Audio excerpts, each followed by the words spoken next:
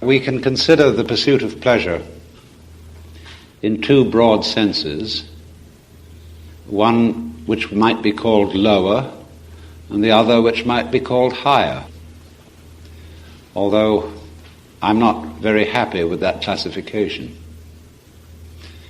There is the pursuit of material pleasure, an art very much neglected in this day and age, because it must be carefully distinguished from the pursuit of theoretical pleasure. The pursuit of material pleasure is an art requiring a difficult discipline,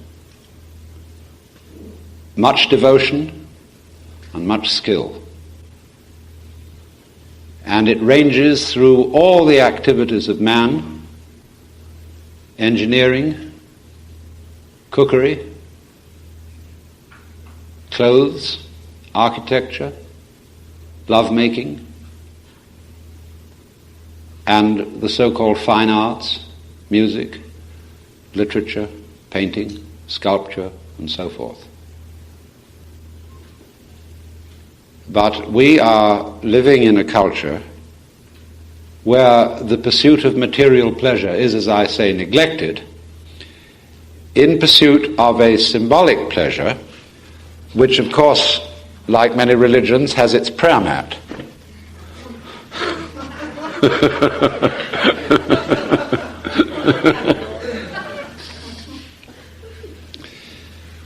Because a monetary unit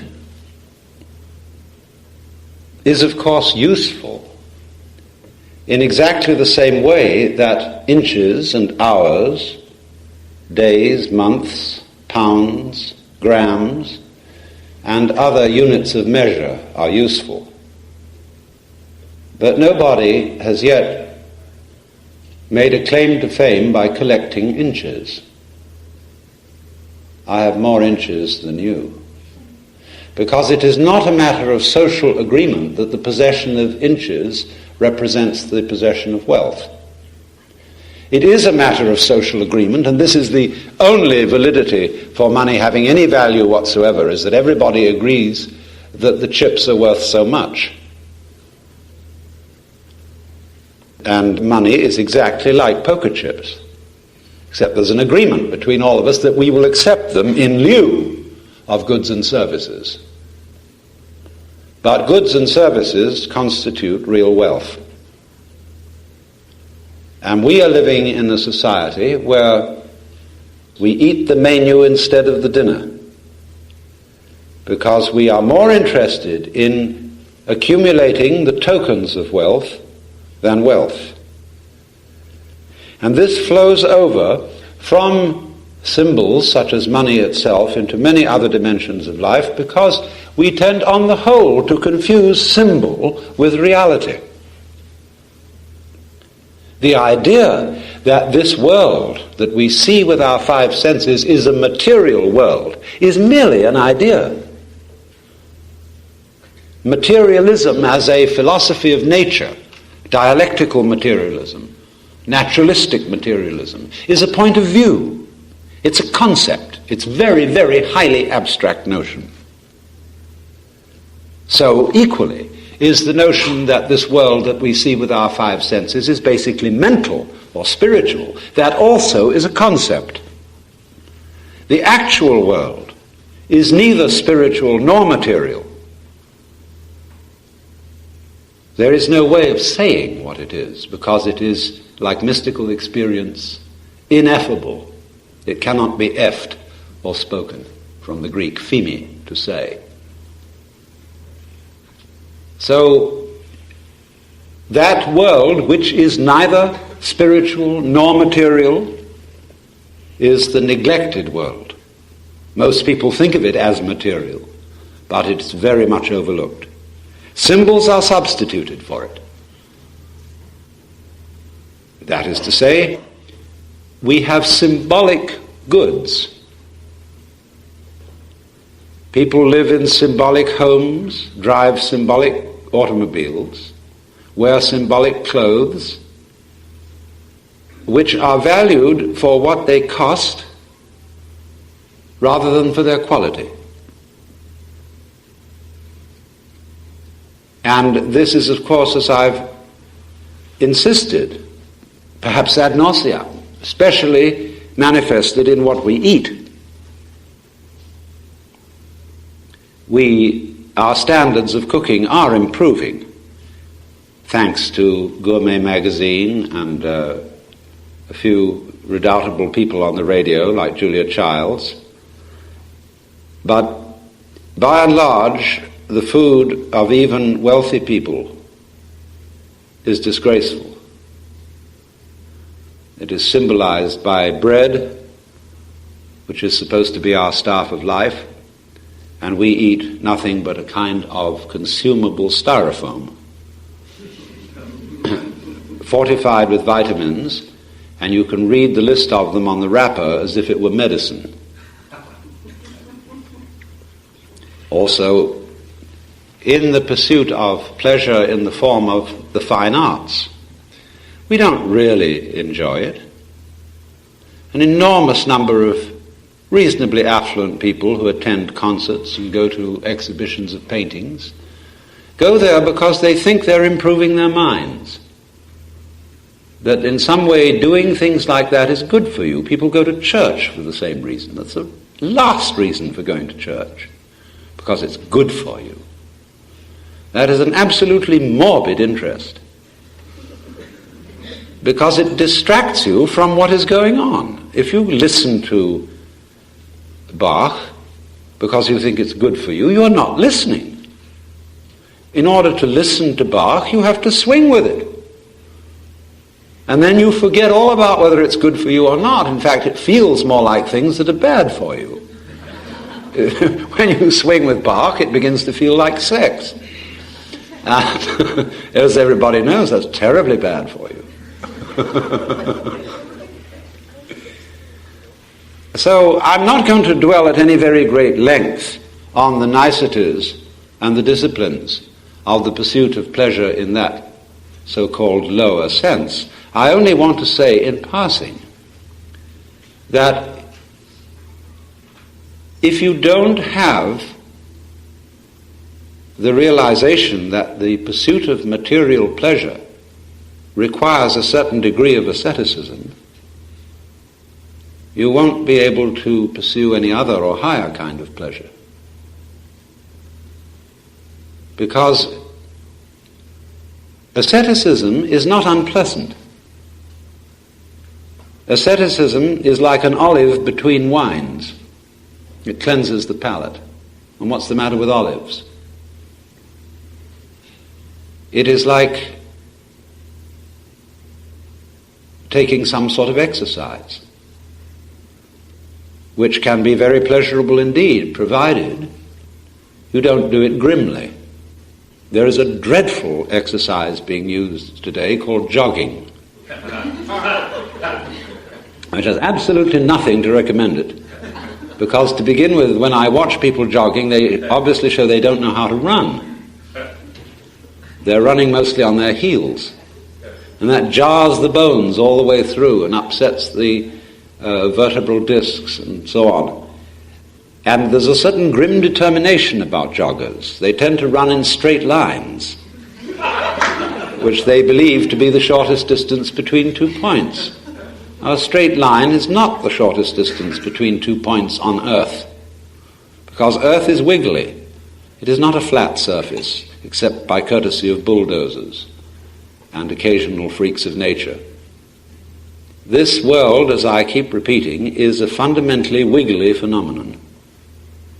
But wherever human beings have been around, you will see they have a passion for Euclideanism. Everything is ruled out in straight lines and put in boxes, and grid patterns of streets are laid across the surface of the earth. And that tells you human beings have been there. Why this passion for Euclidean order? Because Mr. Euclid had a very, very simple mind and tended to think in these rather uninteresting shapes instead of in curvaceous wiggles. Now, nobody would fall in love with a Euclidean woman. What we appreciate about women is their curvaceousness, their wiggliness. And wiggliness offends some people because they are not sure of it. They can't figure it out. You never know quite what it's going to do next. That's why people often don't like snakes, because a snake is the great symbol of wiggly vitality, of undulation, of waves. And all this world is fundamentally a system of wave vibrations. And if you cannot wave with it, if you are rigid, you will always be resisting life. So wiggliness and going with wiggliness, in other words, do you swing, is fundamental to the pleasure of life. But you see, where we think that order and getting things in order is getting them squared away. We're always saying, let's get it squared away. Let's get it straight. And so there are certain kinds of people who are called straights and squares who do not swing. And as a result of that, they are out of harmony with a wiggly universe. And their attitudes range from cookery at one end to religion at the other. Because a square religion is one that is too abstract, that resists the flow element of life. It wants a canal instead of a river. And it conceives heaven as a city rather than a rose garden. Paradise is a garden. And all the trouble began when people substituted the heavenly city for the paradise garden. When, in other words, popes began to be called urban, and unbelievers were called pagan, because a paganus is a country dweller, a man of the wiggles, as distinct from a man of the streets. A liver under the sky instead of one who lives in a box. Because the box, you see, is the great symbol of classification. What box are you in? All words are labels on intellectual boxes. Is it animal? Is it vegetable? Is it mineral? 3 boxes. Is it solid or is it a gas? Is it Republican or is it Democrat? Is it capitalist or is it communist? Is it Christian or is it heathen? Is it male or is it female? All boxes. And so because we think in boxes, we live in boxes, all made out of ticky-tacky, and they all look just the same. And whereas certain kinds of fish live in beautiful shells, glorious spirally wiggles on them and lovely colors. And but we tend to want everything straightened out, you see. And that rigidity is always in a fight with the surrounding fluidity. And so we are, as it were, landlubbers rather than men of the waves. And the British have always made a great thing about this because they've always associated freedom with the ocean. Who are so free as the sons of the waves, and Britons never, never, never shall be slaves because of this seamanship. Now, we think, you see, of the sea as fluid and the land as solid. And nothing could be further from the truth, as you've all experienced recently in Southern California. The earth is not very solid. It flows. Where I live, in Sausalito, we have along the waterfront a lot of land that has been reclaimed. And not so long ago, they built a marina quite close to us where they dredged out mud to make the marina, not realizing that land is liquid. Therefore, the land adjoining the water is sinking to fill up the hole made by excavating for the marina. People just don't think of things like that because they think of land as solid. And so in religion, we are seemingly looking for solids, for something upon which I can take my stand, for a firm foundation, for the rock of ages, or even, poor old Paul Tillich, for the ground of being. But we are not living in that sort of universe. We're living in a fluid universe in which the art of faith is not in taking one's stand, but in learning to swim. You don't cling to, you don't try to stand on water. By breathing and by a certain relaxation, you learn to trust the water to support you. This is even more true in flying in the air, gliding especially, or in sailing. In all those arts, there is an adaptation to the fluid. And that is the major thing that we have to learn if we want to survive as a species and survive happily. Nobody wants just to go on. One wants to go on in an elegant way. And even that passion for survival is something against pleasure, because nothing ruins pleasure more than the anxiety to go on having it. More. Because that shows, when you ask for more, and have the anxiety to go on, that you're not having it now.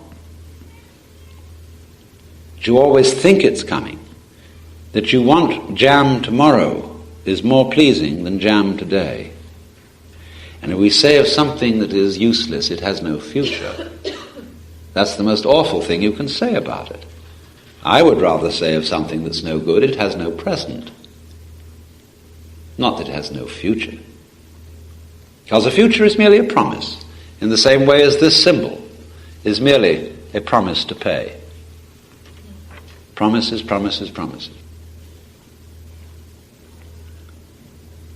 So therefore, it is fundamental to pleasure that one learns to wiggle and not be stiff and rigid. As we would say, let go. Relax. That doesn't mean become droopy. Relax means to become supple. It also means to learn the strength of your weight, how to use weight, how to flow with gravity. Water, for example, always flows with gravity. And it wiggles. It takes the course of least resistance, and yet has tremendous strength. But we, in our white Anglo-Saxon Protestant ethical system, not to mention our Irish Catholic one, which is really the same thing, only a little bit more fancy and dressed up in lace,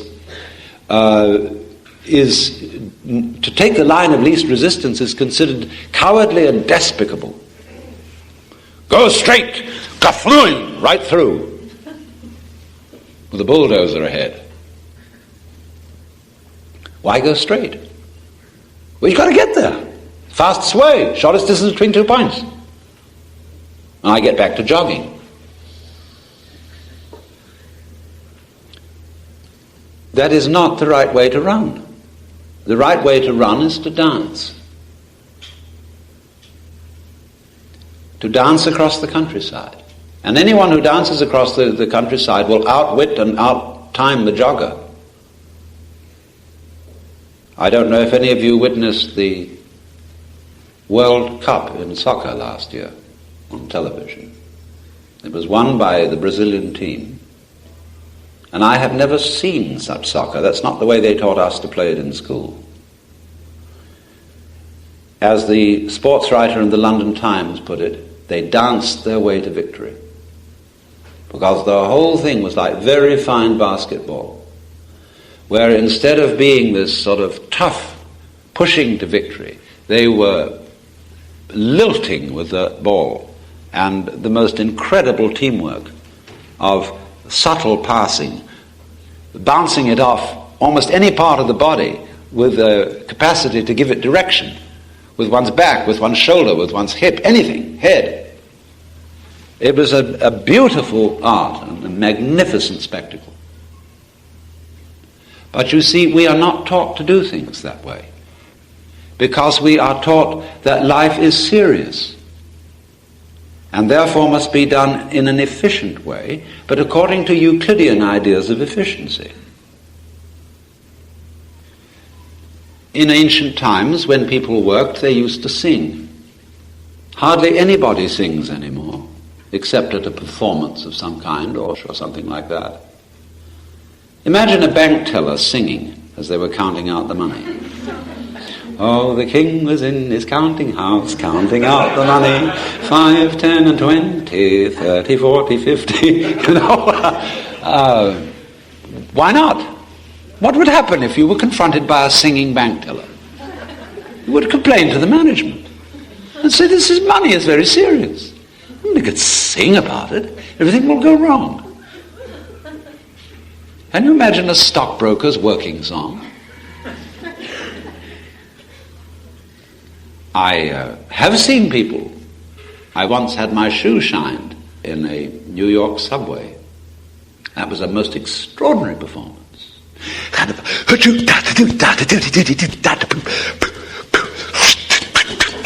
You know? And he was swinging. And imagine, supposing you were a bus driver. You know, most people when they drive a bus and through city traffic, they are cursing and swearing and being angry and fighting the clock all the way through town. Well, it's a disaster. But imagine driving a bus with the idea that going from here to there, the point wasn't to get there, but the point was to go. And dancing that bus through the streets with a very, very skillfully accurate traffic dodging. And when you get to a stoplight and there's a jam, you play a little tune on the horn. Or you pass jokes to the cab driver near you. Or you play with the passengers. See, anything can be turned into juggling, into playing with balls. That's why we say, have a ball. So this bus driver is swinging through the streets. And he prides himself in the marvel of his terpsichorean art. But people don't do that. Because work is not supposed to be pleasant. Because you get paid for it. You're not supposed to get paid for enjoying yourself. See, that's what I do. But I think I'm smart. I talk to you not because I think I'm doing you any good, but because I like talking about these things. And if you pay me for it, then I make my living. It's as simple as that. So I'm a sort of philosophical entertainer. But that's the point, that the transformation of work is swinging it. And the curse of work that came in the story of Genesis, you see, work became a curse because the tree of knowledge was the knowledge not of good and evil in the ordinary sense, but of the advantageous and the disadvantageous. The words in Hebrew refer to the art of metallurgy. That's where the trouble begins. When we use technology to get there fast, and the faster we get there, the less worth is the place of arrival. Because you've eliminated the distance between. And that's what makes the difference between here and there. The distance. If you take it away, then there is the same as here. So there was no point going there. There's no point going from here to Honolulu. None whatever. It's the same place, to all intents and purposes. Certainly no point in going from Los Angeles to Tokyo. I mean, there are a few nice little bars in Tokyo where you can get sushi. But you can get them in Los Angeles now because Tokyo's come to Los Angeles. So it's practically the same place. And both have the same smog. The police in Tokyo wear gas masks when they're directing traffic. Crazy. Is this wealth? To have a $150,000 house in Beverly Hills and live in poison gas? Crazy. That's wealth. So, work then being regarded as a method of getting there effectively. A lot of businessmen imagine that they are practical people. They say, I don't go in for philosophy and that kind of thing. I'm a practical man. I like to get things done. What? What is practical? Well, you made money, but that's not practical until you spend it, till you enjoy it. And it's very difficult to enjoy money. Money is a great responsibility. Besides, if you get lots of it, you're afraid somebody's going to take it away. It gives you the jitters. Lots of people think that if they had a little more money, their problems would be solved, and they get it. And they worry about their health. There's always something to worry about if you're the worrying kind. Always. And it can get worse instead of getting better. By achieving all those things you think will stop you worrying.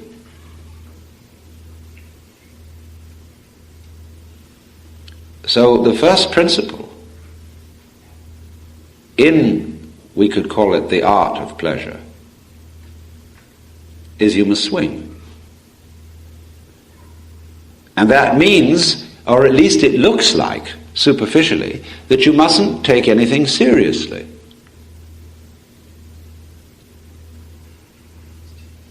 You must realize that life is a form of dancing. And dancing is, of course, not serious, and that's why it's prohibited by Baptists and gloomy people of that kind. They don't approve of dancing. Even in the Catholic Church, you don't normally see priests dancing. I mean, it's not because it's sexy. You can dance without partners of the opposite sex. You can dance by yourself. But it's considered undignified. This was all started by one of David's wives, when I think her name was, it wasn't Bathsheba, I forget which one it was, perhaps somebody remembers it better than I do. Anyway, he danced before the Ark of the Covenant, and she reproved him for being undignified. Because he didn't sit stiff and rigid.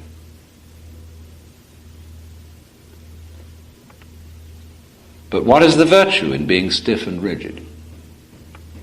As Lao Tzu said, man at his birth is supple and tender, but in death he is rigid and hard.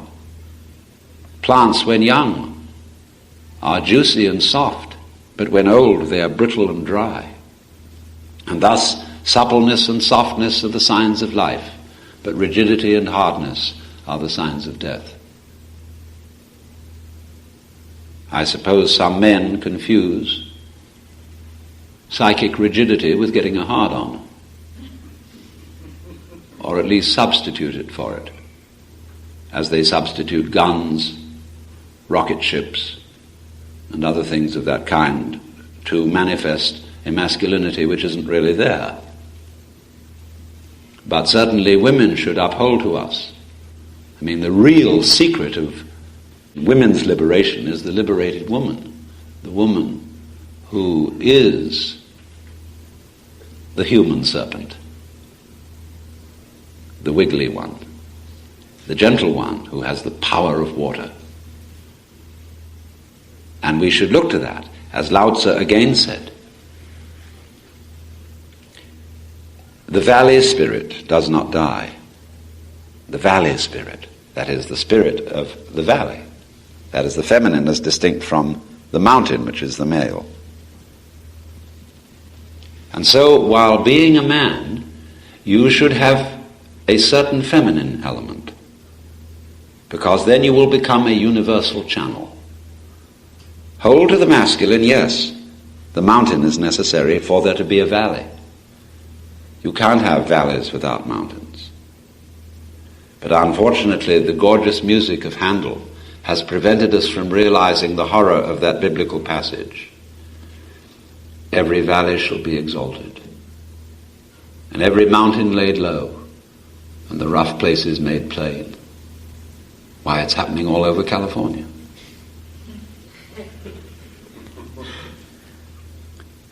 So, the feminine, in the sense of the lilting, the playful, the curvaceous, the soft, is the neglected principle by all us Euclideans. And it is the principle of life and of nature. But the problem that exists for rigid people, and we all get rigid in the sense of resistance to life, resistance to change, is how on earth do I stop that syndrome which makes me go uptight? How do I stop that? Because it's useless. Almost useless. And do you know that your basic sense of ego, of existing here, and of being I as distinct from all that, do you know it is muscular tension of a certain kind? That is the physical basis of your sense of identity. It is, for example, you can try this experiment. Maybe we'll just try it. It's the simplest thing to do. I just want you to look a little downwards at whatever view is just in front of your eyes. Just allow your eyes to rest on that.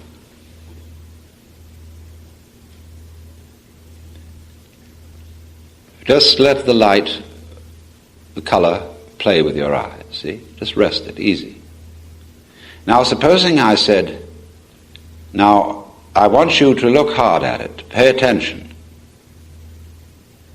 to be totally attentive and aware of what is in front of you. So look hard. Now do that. Do whatever you would do if somebody told you to look hard.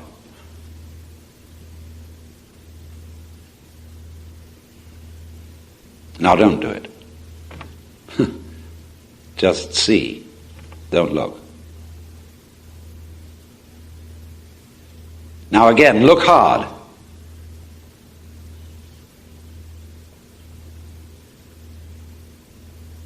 And now don't do it. So what's the difference between the two states? What did you do when you were looking hard that you didn't do when you were looking easy? Where? Huh? How do you tense your brain? What did you tense? Huh? Muscles around the eyes. Anything else? Temples, yes. Narrowed your focus to one thing instead of... Narrowed your focus, yes. That was a muscular action. You see? What? What? Where do you feel concentration? Everywhere, your whole body. You all go tense. Tense all over.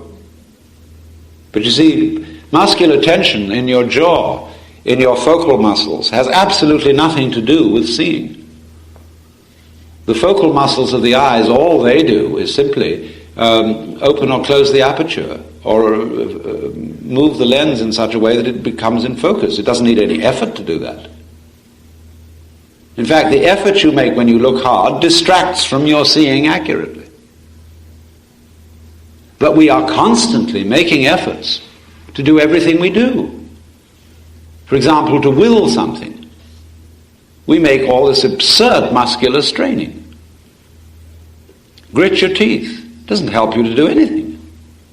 And all this accumulates as a constant strain between the eyes and here. And that's what you call eye. It's that sensation of totally unnecessary strain that exists all the time. That is the ego, the physical referent of the idea ego.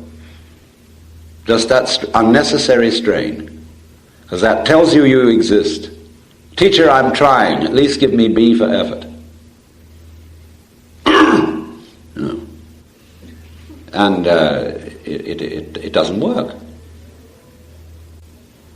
So we could say psychic staring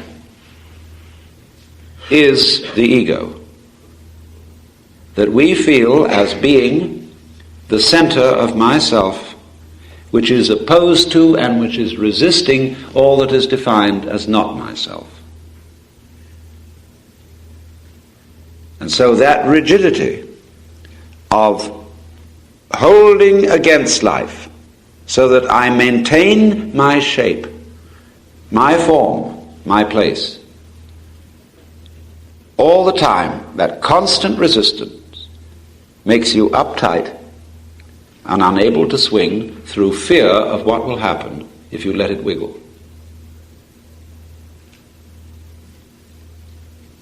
And so therefore a non-wiggly person is unadaptive in a wiggly world.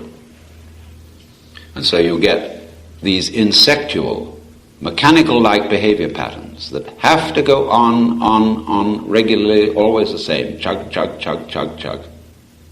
And they're not adaptable. And it doesn't hold up as we watch, you see. It isn't holding up. The cracks are in the pavements. And the grass comes through. We're squaring all the fish out of existence. Well, what will there be to eat? Somebody said we're going to be left with nothing but crows, crabgrass, and inedible fish.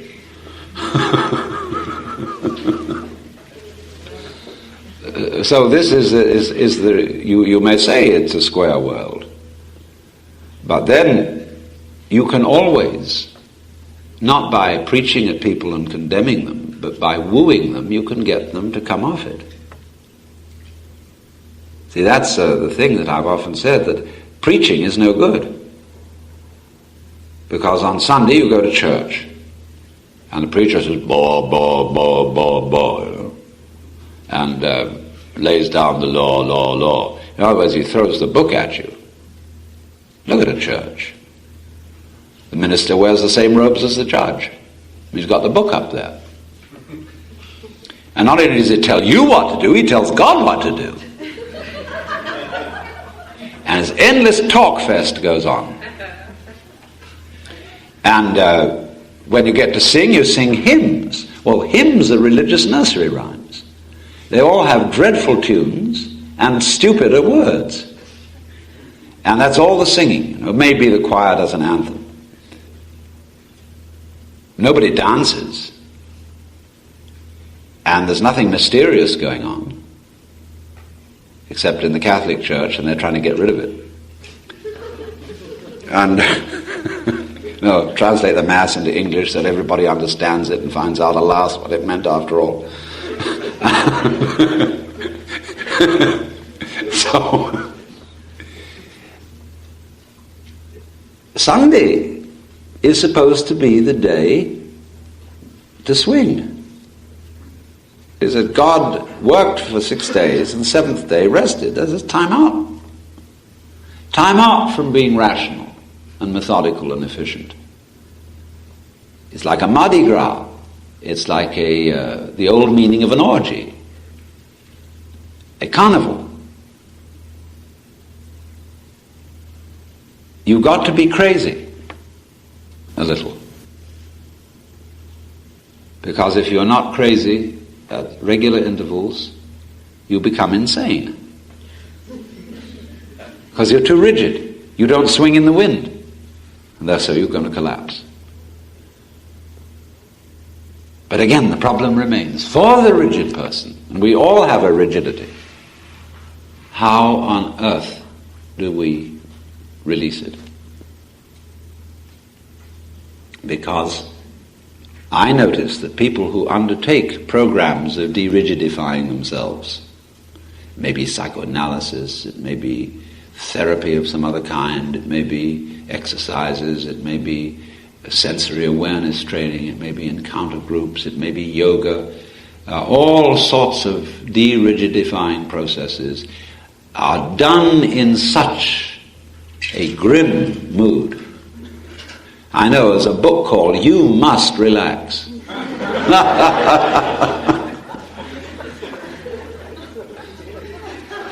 Because then people get into these things. And they start playing games. You know, it's like people who retire and they think they're going to have fun. So they get on the golf course early in the morning. And instead of enjoying golf, which is entirely possible, they begin to think not in terms of athletics, but of mathletics. What is my score? See, they gamble on it. And that gives it the interest of the prayer mat, of the abstract aspect, you see. How much? What is my measure? Do I matter?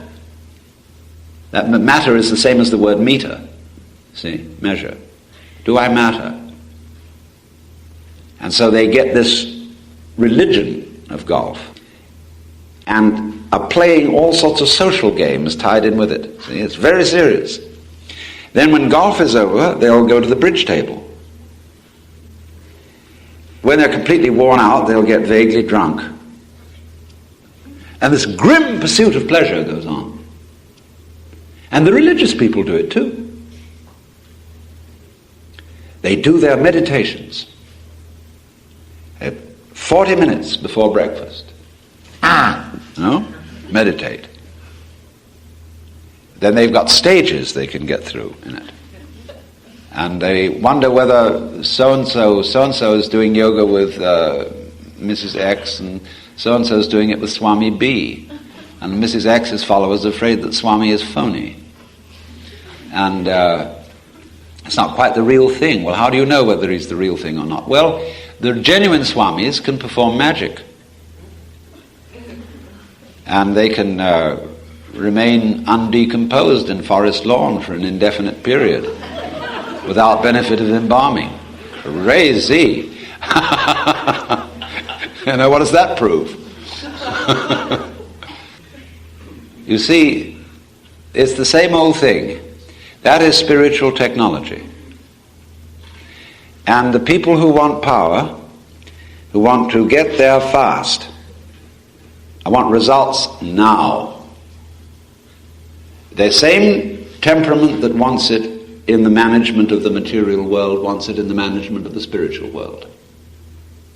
My yoga is more efficient than yours because it's faster.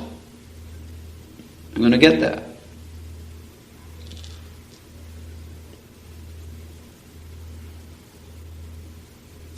So we come to the great question.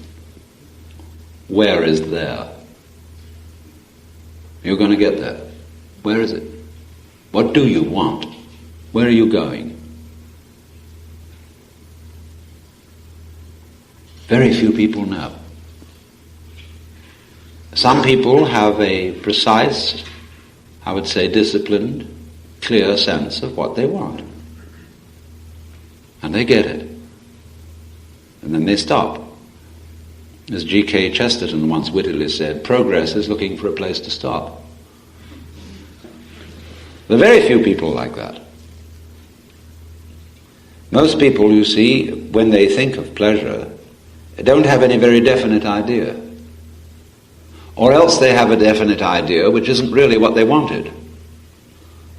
When they get it, they don't like it. So the saying, be careful of what you desire, you may get it. But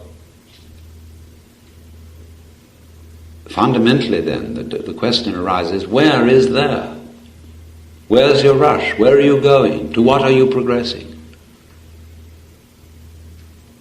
Stop, look, and listen.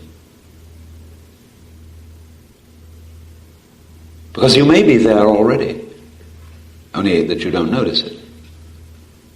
From the point of view of a starving Indian in a Calcutta slum, we are all as lucky as Maharajas. Even the most penurious person in this room is by comparison a Maharaja. You're there. You've arrived. But you say, it can't last. Eventually, I'm going to turn into a corpse. That gives you the horrors. Or you're going to take a painful route to that end. It'll be a terminal case in a hospital on the end of a lot of tubes. You say, oh, I don't want to disintegrate. So, how can I overcome that?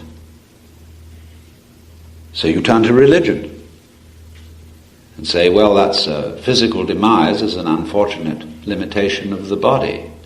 So I'm going to identify myself with something beyond the body, so that I can believe that that will go on, and that will be the true vehicle of my personality. I shan't lose all that I've acquired, carrying around with me, my bag of rubbish. I managed to smuggle it across the border. They say you can't take it with you, but you can if the guards can't notice it, because the baggage is spiritual. Hey, do you know what the gate of heaven is? Hear about the pearly gates? People think it's gates decorated with pearls. It isn't. The gate of heaven, it says in the book of Revelation, is one pearl. Of course, it's got a hole through for the string. You've got to get through there. And you can't get through if you've got a lot of baggage. So you've got to leave your past behind to get through. Now what happens to you when you get rid of your past? Forget it all. Forget who you are. The future, of course, is the past reflected in your rear vision mirror. And as McLuhan says, he borrowed the metaphor from me, as a matter of fact, we're like people driving looking at their rear vision mirror.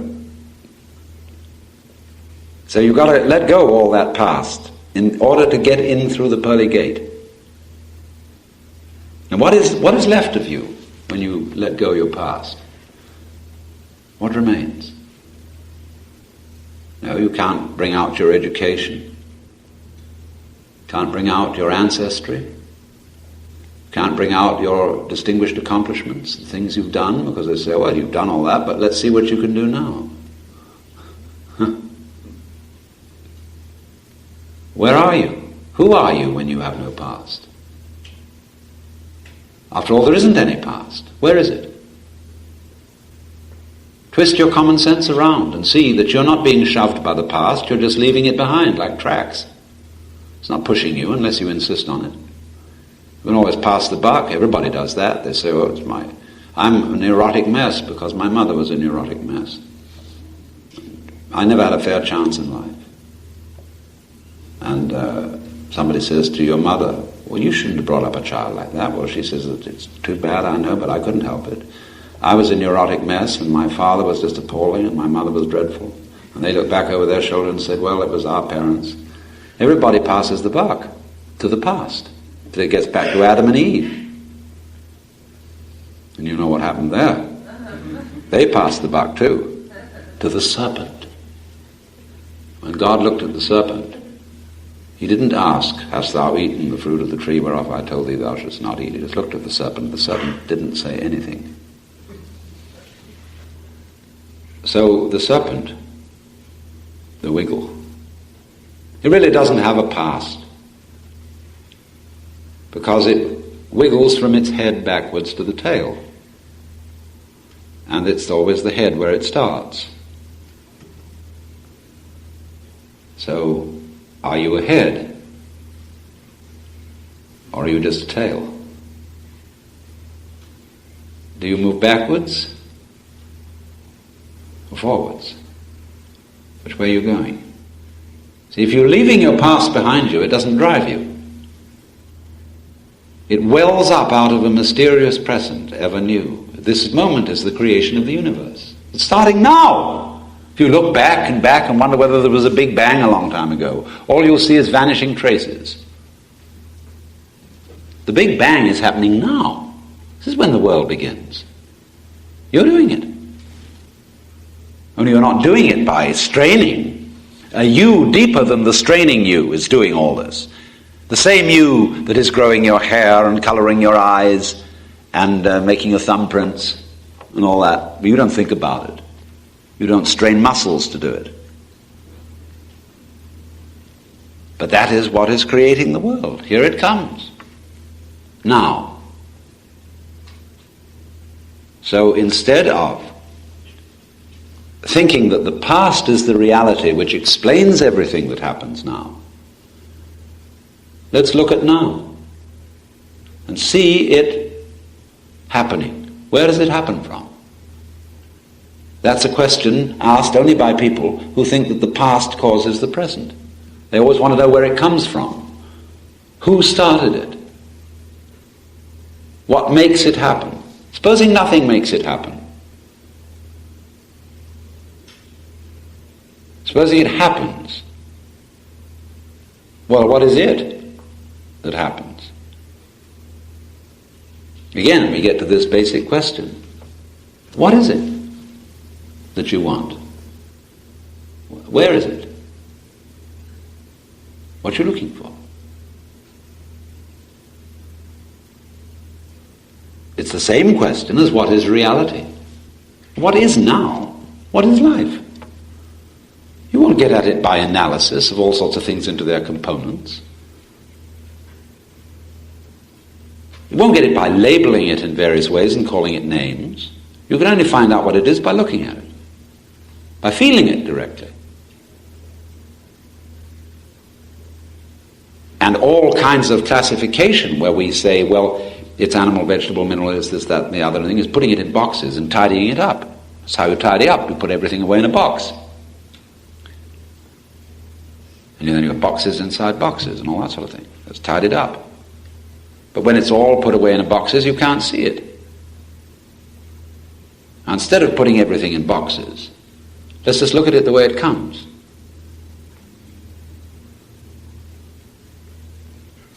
Now, that's enough to start with. I've therefore discussed the principle of the necessity of wiggling. Only when I say necessity, you mustn't take that word in a Calvinistic sense. We'll talk about the pleasure of wiggling as a means of adaptation to the wiggly world. The human being is of such a design that it perceives everything by contrast. There is no way of knowing whether the real world is arranged the same way or not. But we are a nervous system composed of neurons in an extraordinarily complicated pattern based on a very simple principle called is you is or is you ain't. The neuron, in transmitting any sensory input, either fires or doesn't. So you could represent the fact that it fires by the figure 1 and that it doesn't by the figure 0. And out of 0 and 1, with those two integers alone, you can represent all conceivable numbers. This is called binary arithmetic, and it is the kind of arithmetic that is used by digital computers. Messages in 0-1 language can convey not only mathematical and verbal information, but also information that comes out as television, both black and white and in color. And through the same notation we can convey solid objects. You can turn a solid object into terms of this notation at one end of a process and have it come out at the other end of the process engraved in plastic, enlarged or diminished at will by the operation of laser beams. So one is tempted, therefore, to think that is you is or is you ain't is fundamental to the universe. The Chinese thought so, and therefore devised the yang and the yin, yang meaning positive and yin meaning negative principles, upon which they based the Book of Changes, the I Ching, showing the various combinations of yang and yin that constitute the 64 basic situations of life. They took hexagrams made up of 6 lines, an unbroken line representing the yang and a broken line representing the yin. So if you have 6 lines with the 2 possibilities for each line, you get 64 different hexagrams. They used this for making decisions. When it was necessary to make a decision, you would, by a random process, arrive at one of the 64 hexagrams, and on the basis of that, decide what you were going to do. It's rather like tossing a coin, only this coin has 64 sides instead of 2. But it all comes down to, is it heads or tails? Is it yang or is it yin? Now this seems absolutely basic to our life. And it's rather awkward, because when we apply this to the pursuit of pleasure, it seems to be saying, yes, you can have pleasure, but you will not know what it is unless you can contrast it with non-pleasure. And if you want to know pleasure, then you must have non-pleasure. If you want one end of the spectrum, you've got to know the other, because you can't have a one-ended spectrum, any more than you can have a magnet with one pole. And that seems to put an awful kibosh on everything we're trying to do. Every sort of achievement, every sort of progress, every sort of rearrangement of things always runs into the problem that what you gain on the roundabout, you lose on the swings. And this is dispiriting, to say the least. But in a way, oh, how true. So let's look into this business rather thoroughly. Because if you understand the yang and the yin, you really understand something. The first point is this. Let me sort of clarify the situation in its most simple terms. We'll take the contrast of black and white. Now, obviously, if I am confronted with a black background, there's nothing particular to register upon my attention, and I'm as good as blind. If I'm confronted with a purely white background, there is nothing in particular to attract my attention, and I am as good as blind. If, however, I'm a naughty little boy, and I'm confronted with a black wall, and I have a piece of chalk, I am tempted to make a mark on it. And if I'm confronted with a nice, clean white wall, and I have a piece of charcoal in my hand, I'm tempted to make a black mark, because nature abhors a vacuum. So here I have a black ground with a white dot on it, and a white ground with a black dot. Interesting. Now, of black and white, which is positive and which is negative? If I look at the white background with the black dot, I shall be inclined to say that the black is positive, because it's the thing, it's the mark. If I look at the black background with the white dot, I shall, on the other hand, be inclined to say that the white is the positive, because it's the thing, it's the mark.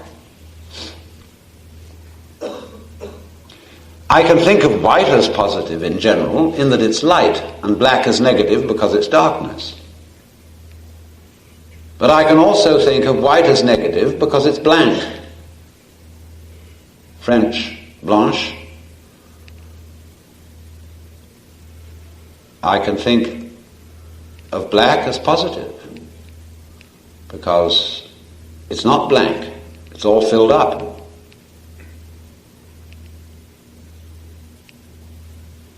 Then again, I can think of the dot as being the negation in both cases, because my black background with a white dot is a picture of a wall with a hole in it.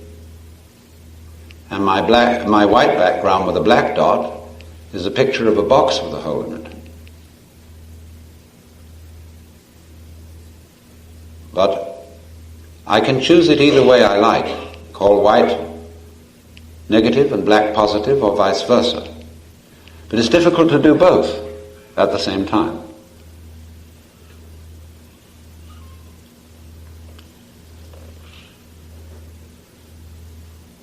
Now, they are, of course, these two, as different can be.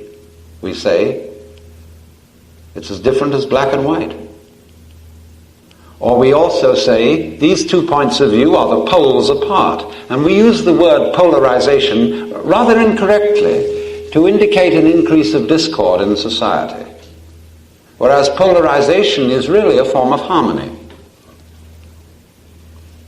The 2 poles of the earth are the harmony of the earth. The 2 poles of the magnet are the harmony of the magnet.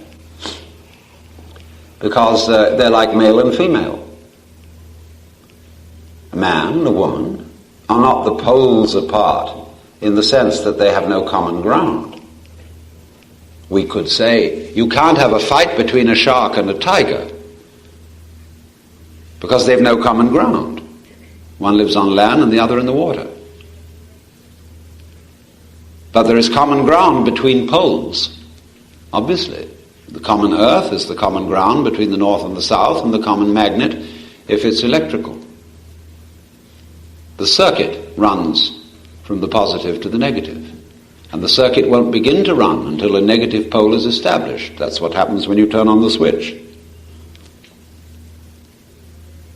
So therefore, although the black and the white, the positive and the negative, are as different can be, they're also the same, because they're differences of one field. And this is what makes the difference between what we'll call an exoteric point of view and an esoteric point of view in philosophy, religion, and so forth. From the exoteric point of view, the black and the white are emphasized with respect to their difference. Good and bad, life and death. Oh, how different. Light and darkness. God is light, and in him is no darkness at all. That's the exoteric point of view. But always behind that there's a secret. Every religion has a secret. There's always something esoteric. What is the esoteric thing that is only revealed to initiates, to people who can stand it? It's simply that black and white, although explicitly different, are implicitly one. Because you can't have one without the other. You could say black is white, if by the word is you mean implies. The Buddhists say emptiness is form, and form is emptiness. The Chinese way of saying it is not quite the English way. It isn't equals. It rather means, Chinese is saying, void that form. Form that void.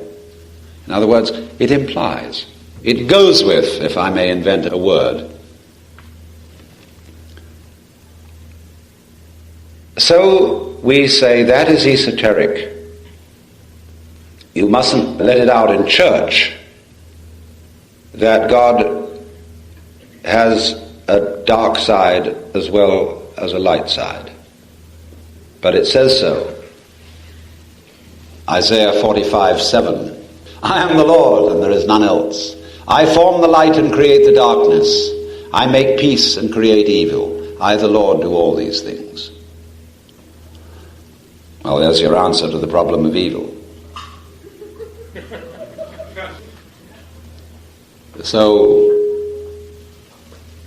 But that, you see, we don't let out, because someone who wants to commit a murder, they say there's no reason I shouldn't commit a murder Because if somebody didn't commit murders, you wouldn't know what nice people were.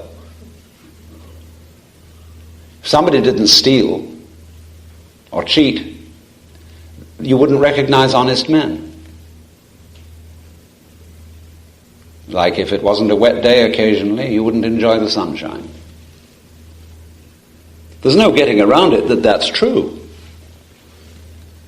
St. Paul wrestled with this problem when he saw that the law of Moses made people conscious of right and wrong. I had not known that there was lust, except the law had said, thou shalt not covet. So therefore, he said, asking rhetorically, shall we sin that grace may abound? Oh, misiginito, heaven forbid. So you have to be careful that you don't let this get into the hands of children. Like it says on the bottle of poison, keep away from children. And yet we have poison and we have uses for poison. So in the same way, we have uses for evil.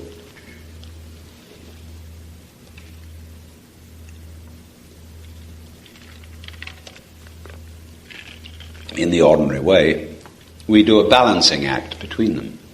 And what we do is this. We establish an in-group and say, this in-group, which is us, has a collective ego. And it is wrong to do anything evil to any member of this group. But it's all right to do it to somebody who's not in the group. Therefore, when we are going to be very evil to someone, we have to define that person as outside the group. And so we, like when Hitler was going to persecute the Jews, they were defined as not really human. And likewise, if we're going to persecute the Negroes, we define them as not really human. People can easily see, they can imagine that because a Negro looks so different from a Caucasian, that he's more like an animal. Or you can take people who are generally thought to be insane, and you can deprive them of civil rights without due process. They're insane. They're defined as not all there. They're not human, merely bodies. Their mind is absent. We used to do that with heretics and other very seriously diseased people, lepers and so on. They were outcasts. They were not humans, and they were therefore outlawed. They didn't have the protection of the in-group.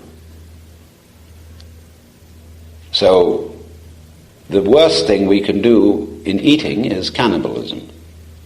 Don't eat your own kind. You may eat everything else, but not your kind. But that still doesn't get away from the fact. You see that you cannot eat, you cannot live without eating, and you cannot therefore live without death, without committing murder. I don't know what the practical solution to that is, except one I've suggested is that if you do eat any living creature, at least you can show your respect by cooking it well.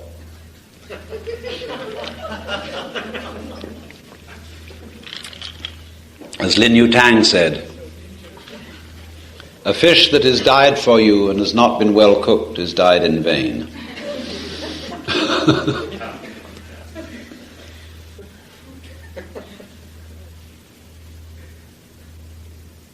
Now, there are very, very interesting applications of this theorem. Let's look at some of the contrasts in terms of which we are aware. Primary, of course, is what is myself and what is not, which is a sort of contrast not of two ends of a pole, but rather of the center of a circle and the circumference of the circle. Of course, those are two ends of the radius, one end still, the other end moving.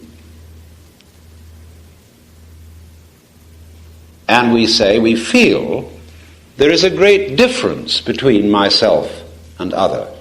I do not know your thoughts. I do not feel your pleasures and pains unless I'm in a sympathetic relationship with you. I don't know what you're going to do. My actions are voluntary. Yours are involuntary so far as I'm concerned. And yet when I think it over, I realize that I could not realize self without the contrast of other. I wouldn't know what I meant by myself unless I meant something contrasting by someone else or something else. Self means self only because other means other. Just in the same way as is means is only because you can think of isn't. And you know isn't what isn't means because you know what is means, and you know what is means because you know what isn't means.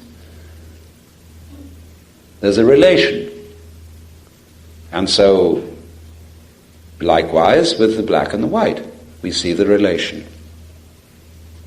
But that implies that self and other are inseparable. They go with each other.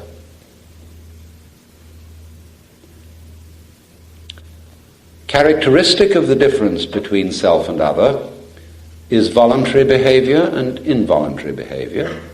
What you do on the one hand and what happens to you on the other. This is not always quite coterminous with the difference between self and other, because when you have hiccups, you feel that it happened to you, but it was your hiccups. Or belly rumbles, or headache, or whatever. What about when you breathe? Do you do it, or does it happen to you? That's a very moot case, because you can feel you're doing it, but you can also feel it happening to you. So perhaps the distinction between the voluntary and the involuntary is a little arbitrary, a little vague. Certainly it is when it comes to breathing. But once again, I think, how could I say of an act, I've done it, unless there were contrasting acts of which I could say I didn't do them? So I need the involuntary if I am to have any voluntary. So that if there is a union of implication between the two, I get the same sort of relationship between them as I explained when I said you can use white for either the positive or the negative symbol. In other words, I can regard what I do as what happens to me, and I can regard what happens to me as what I do. It is in this sense that a Hindu or a Buddhist will say, if you have an accident, it was your karma. Because the word karma means nothing more than doing. You had an accident. It was your doing. Well, we would say that's not fair. And naive people suppose it was their doing in the sense that this mishap is a punishment for a misdeed you did at a former time. That's only a superstitious meaning of karma. Karma means literally you did it. But you did your accident in the same way, you see, as you do certain other things that are classified as involuntary, like growing your hair or digesting your dinner. Because it all depends what you mean by you. If you restrict self to the voluntary, then you get the distinction between what you did and what you didn't do. But if the self really must include the other and the involuntary, then others are your others, and involuntary happenings are your deeds. That's rather interesting. You may feel, as a result of seeing that, one of two things. You may feel that you really don't do anything at all, that you are in a completely deterministic universe where everything happens. That your own voluntary decisions and deeds spring out of unconscious mental mechanisms which determine them completely, so that you are at best only a witness of what happens. Or you can feel the opposite of that. You can feel that you are God, that you're doing everything. That rocks fall, water is wet, and fire hot because of you, which is in a way true. Because the sun would not be light except in relationship to eyes that can see light. Nor would rocks be hard except in relation to relatively soft skin. Nor would they be heavy except in relation to a certain musculature. So by the way you are, you evoke the way the world is. We might say there are some vibrations out there that are really out there.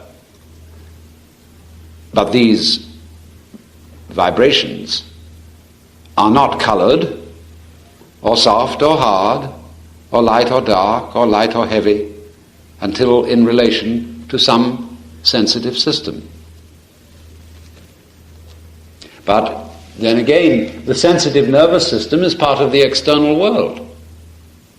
And the external world is an event in the nervous system. The inside of the box is outside the box, and the inside and the outside is inside. I mean, it seems to flip-flop perpetually. Take again another contrast. The solid and the space. Most of us think that reality is solid rather than space. We talk about hard facts. We talk about impenetrable reality, even brute facts. The hard always seems real, just like the black mark on the white background. Even though it's black, the thing, even though the solid is untransparent, unluminous, it seems to be more real than blue sky. This is a very partial point of view. Can you imagine a world that was solid without any space? The edges of the solid would be, of course, invisible. There would be no edges, because an edge is a point of interface between a solid and a space. So if you take away space, you take away solid. Right? Let's take away solid. Where's the space? After all, you say of space, it's a space between. If there are no limits, there's no space. Even if you imagine purely empty space, you've always got the sense of yourself looking at it, and that's the solid. Now this is very awkward, because we are quite sure that space isn't there. We take no account of it, and therefore get puzzled when our mathematicians and physicists begin to talk about curved space, or properties of space, or expanding space. You can't, people say, the ordinary average person says, you can't talk like that, that's bunk. Space can't expand, because it's not there, it isn't anything, it can't do anything. Well, let's see if a solid can. Let's investigate a solid. You know what happens when you start going into nuclear physics. You find that in any given solid, however dense a piece of steel it may be, there's a great deal more space in it than there is any solid. The distances between molecules, the distances between atoms and subatomic particles are relatively vast. In something, there's a lot more nothing than there is any something. Because as you investigate and penetrate the solid, you find it to be increasingly spacious. Now what happens when we investigate the spacious? How do you investigate space? Why, you go there. You bring in a solid. You map it.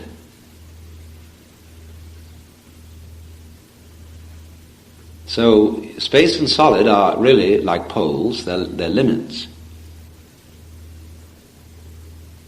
And it's same with yourself and the other, the organism and the environment, the individual and the world. Go thoroughly into any one and you get the other. Ask, for example, the question, what do you mean when you love yourself?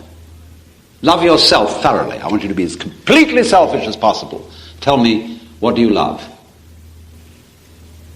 Wowee. See, well, I like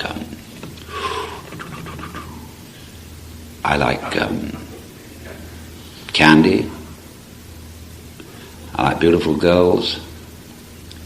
I like beefsteak. I like wine. I like good bread. I like the sun on a lovely landscape. I like clear water. I like music. Come on, talk about yourself, will you, for a change? And I suddenly realize I can't. When I love myself, I think of all things other than myself that I love.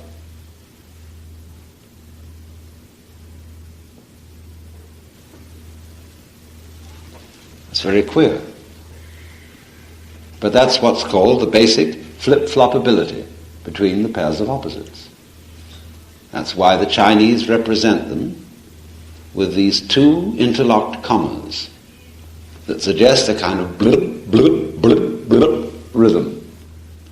So that when you get the full development of yang, you get the beginning of yin.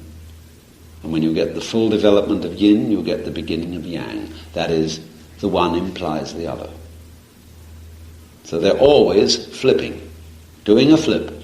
And doing a flip is the love that makes the world go round. You've got a double helix. So, the male and the female. That's the love position. The double helix. Spiral nebulae do this. So do creatures in sexual intercourse. The double helix. I'm chasing you, you're chasing me. I love you so much I could eat you. I realize myself, you see, only through other. So, in this way, then, we get another marvelous instance of the pairs of opposites. We've got the differences, and we see a unity between them. Then let's contrast the principle of difference with the principle of unity. Here we are again. We know what we mean by different because we know what we mean by one. So difference implies unity, and unity implies difference. Now, what is it that lies beyond difference and unity? See, we found unity lying beyond differences, north and south. The difference is united in their poles of one. All right? Now let's take difference and unity. What lies between them? You could say your mind. As in the magnetic tape. What lies between the on signals, the one signals, and the zero signals? Well, of course, the tape.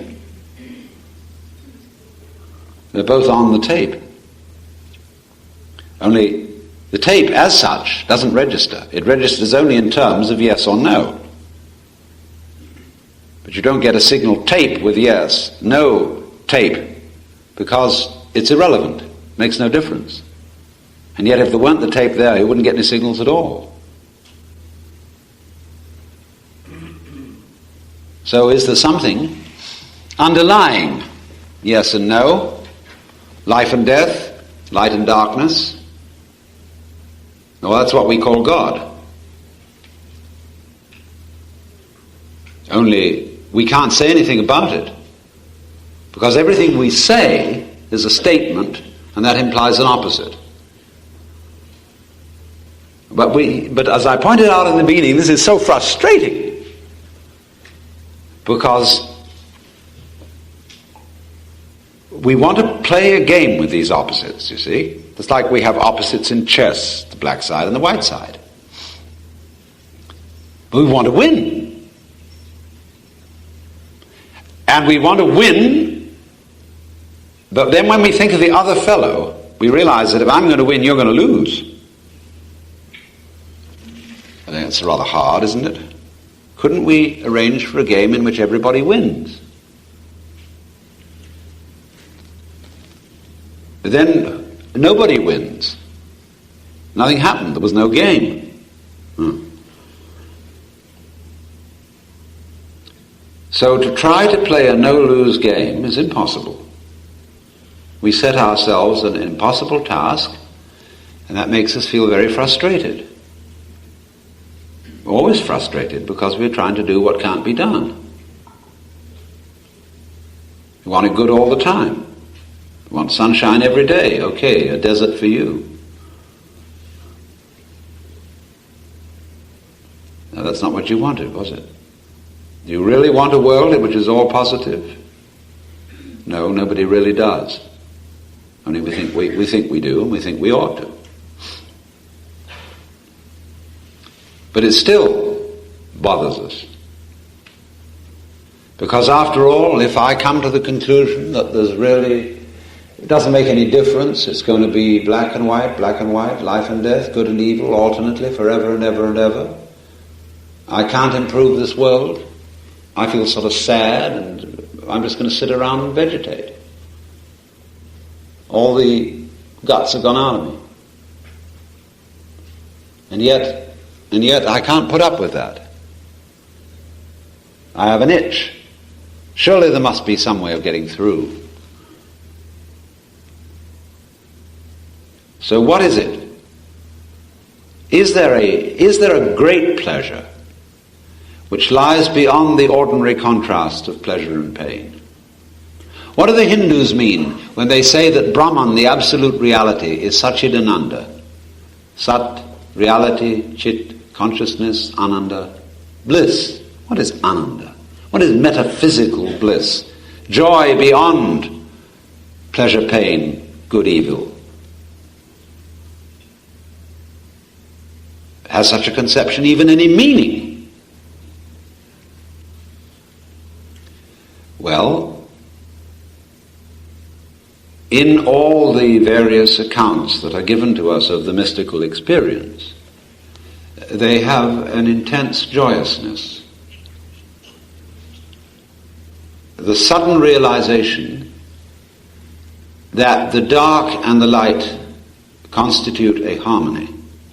They are not discordant. That, as somebody once put it to me, this was a lady of 60 or so who was in an accident with an elevator, and she had her leg crushed, and they couldn't get a rescue crew to her for half an hour. But she said, during that time I had the most extraordinary experience. I realized there wasn't one grain of dust in this whole universe that is out of place. Pretty weird. But from a strictly philosophical and logical point of view, it doesn't mean anything. If I say everything is good, sort of a Christian Science attitude, it doesn't mean anything. It's no more, from a logical point of view, than saying everything is everything. It doesn't tell me anything. It's all good, it's all happy, it's all harmonious. And yet, if any one of you ever had an experience of cosmic consciousness, you know jolly well that those are no idle words. You can see the positive and the negative, the yes and no, singing together, constituting each other in this fantastic dance, in which the outward radiance flowing outward of the white light is at the same time the withdrawal of the black outline. And that withdrawal seems to be drawing aside a veil to show the white, the light. And if the veil didn't draw back, there would be no light. The veil did the drawing back for the light to shine. Or did the light shove the veil back? If it didn't shove, it hadn't got a veil to shove back, where would the contrast be? You see the light and the dark playing with each other. So there is a concept in a game called good sportsmanship, which means that you can be a good loser, that you can play the part of lose with the same enthusiasm that you can play the part of win. And therefore what you look for is a good opponent, someone who will really give you a run. And so what you do is you let the opponent win every so often, and you have to try and keep yourself on top as just a little edge on the other one, you see. Well, after a while, you see, your consciousness changes, and you find you're always a little on top when you average it out, and that gets boring. So you're going after a while to let the other person average out. But then you're going to count the spaces, do you see? For a year, you average out. Then you'll allow your partner to have 6 months averaging out better. And you get a little more daring and give them 7 months. Then I'm going to catch up with you just at 11 months, and I'm going to come in again and I'm going to add another 12 months in which I'm the usual winner. See? But the more you think of that, the more you think, well, I'm kind of a cad to be like this. You're going to let the other person win. Because you can't maintain consciousness without the contrast, you see. That's why people go in for adventure. Why we take risks, why we do absolutely foolish things. Toss a coin and see what happens. Go skydiving. Let's go roaring around in racing cars. Let's even have wars. See what happens. Because some people are cautious and say life is like a fire. And the thing to do is to keep it burning as long as possible. There are two kinds of pipe smokers. People who take enormous puffs and have vast clouds of smoke and the pipe burns out very quickly.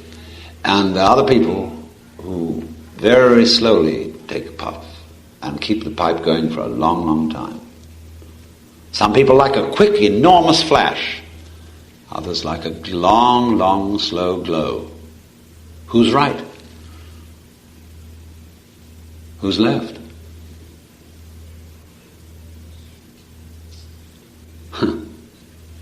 You can take it either way. You may go off with a whimper, but we will go off with a bang. The morning glory blooms for an hour, and yet it differs not at heart from the giant pine that lives for 1,000 years. Fruit fly at the one end. Bzit lives a few hours. Tortoise at the other. Slow, solemn tortoise who lives for 500 years, but slowly. Maybe they both, from their own point of view, live the same time. Maybe the fruit fly thinks a few hours are very long, and the tortoise thinks 500 years are but 70, and all flesh is grass. From your own point of view, it's always the same. Because it's your point of view. If you are a person born to riches, you will feel it's terrible to go down to poverty. But if you're born to poverty, that will be the usual state of affairs. You will think it's extremely lucky if you rise to riches.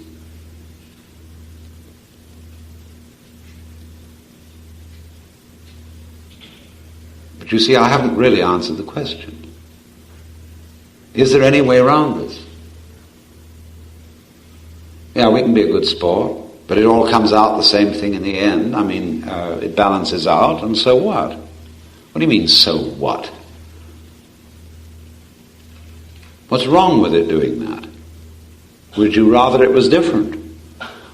And if you really go into your thinking, you find you can't rather that it was different. When you see that you cannot have the positive without the negative, and if you want the positive, you'll have to take the negative. You say, well, it's making the best of it, as if to say, well, the thing's kind of a lousy deal, but I'll take it. But I would ask you, what else would you have? Suggest me a better arrangement. You will suddenly find that if you do suggest what you think is a better arrangement, that won't be what you wanted. And you finally have to admit that you want it the way it is. Because the whole nature of wanting involves contrast. You want the good to be good, don't you? You want it to be real yummy. Okay. All right, so I'll give you nothing but chocolate eclairs with honey and a glass of champagne for breakfast every day. And for lunch and for dinner. Whew. You'll soon get sick of that. Or I'll give you a harem. You just keep it up day and night. And pretty soon you'll say, will someone take me to a bar?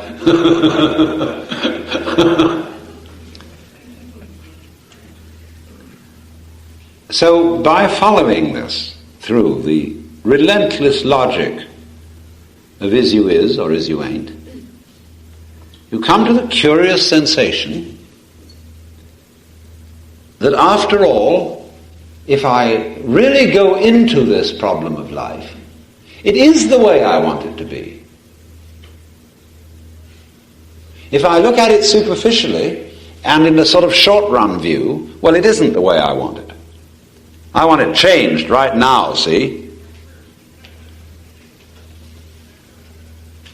And you see, life is like sleeping on a hard bed. You lie on your left side for a while and then you say, I can't stand this anymore, and turn on your right side. Same with politics. And you get tired of that, so you say, well, now I'll lie on my left. You get tired of that a little bit faster than you did before. You try the right again, it's boring. So you try your back. And then that begins to get rough. Then you turn over and lie on your tummy. And then you switch to your back, and then to your tummy, and then you try your right side again, and then your left, you see. And so you proceed. But what else do you suggest? I would like it to be so that I was always comfortable. But you can see that if you were, you wouldn't know what comfortable is. So here's this puzzle.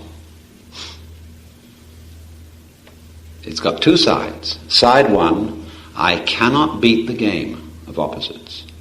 I cannot have more positive than negative. Side two, I wouldn't want it otherwise. Because I cannot imagine how to improve it.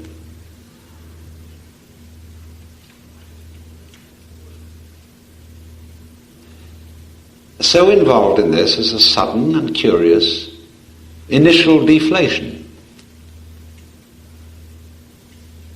I'm out of sorts when I feel there's no impression I can make on it, is it?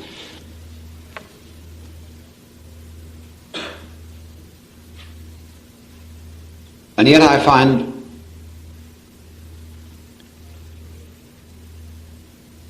who is this I that's tried to interfere and wants to be challenged and is put out of sorts? Well, when I look for it, I can't find it. I cannot find an I, myself, opposed to they or it. Because how could I have the one without the other? So, that feeling that I had of deflation, of frustration, was simply the realization there is no such thing as a separate I.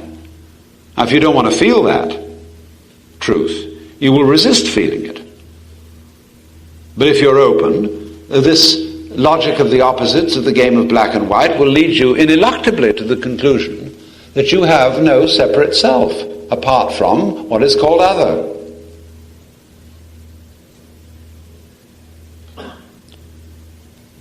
So there you are. You find that you are the vibration system, which is what's going on. You are the undulation, the pulsation called existence. That's you. And it's going in ever so many different ways.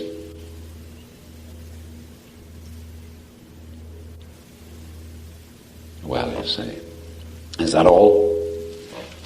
What more did you expect? Well, I don't know, but I wanted just a little something more. You mean you want a surprise? I think we're back where we were a little while ago. But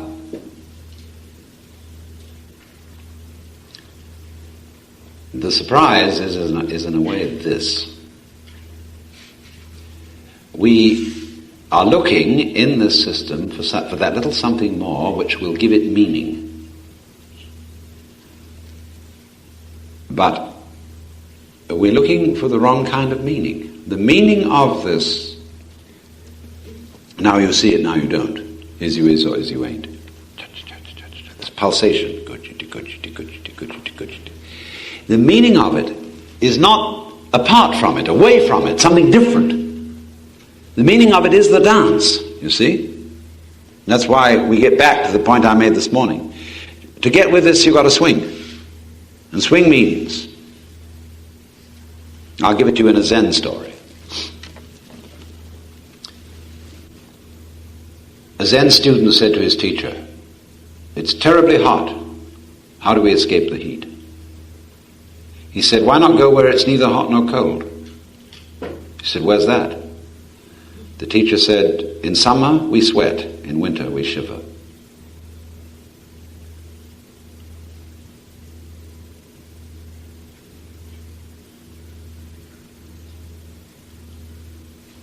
So,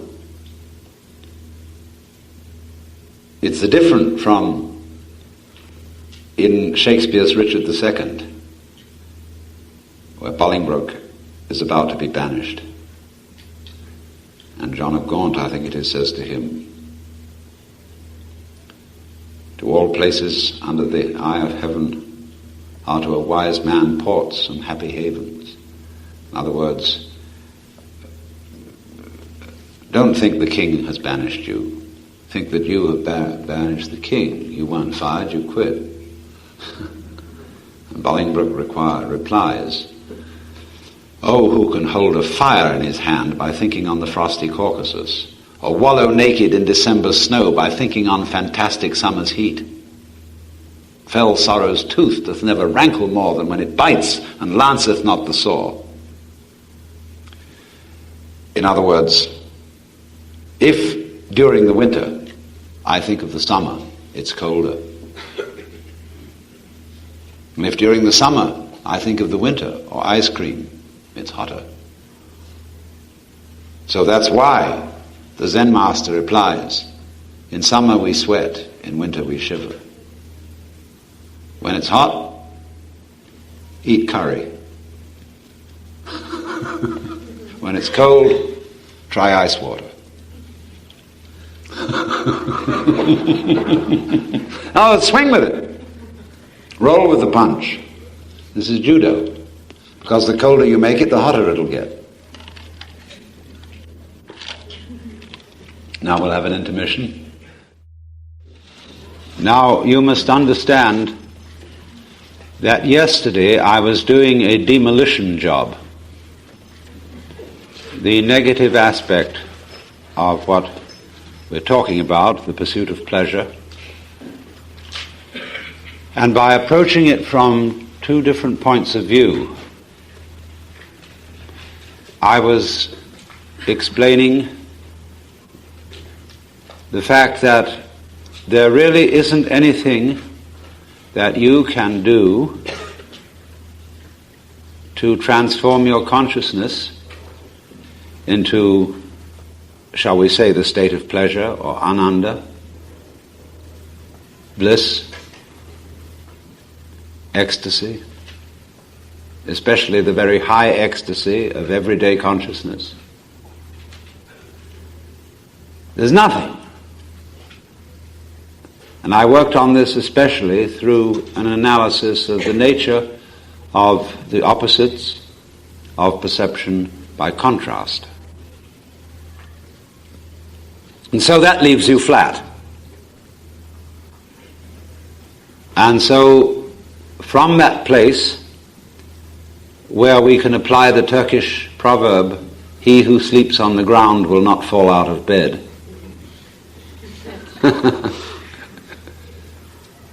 we can proceed to the positive aspect.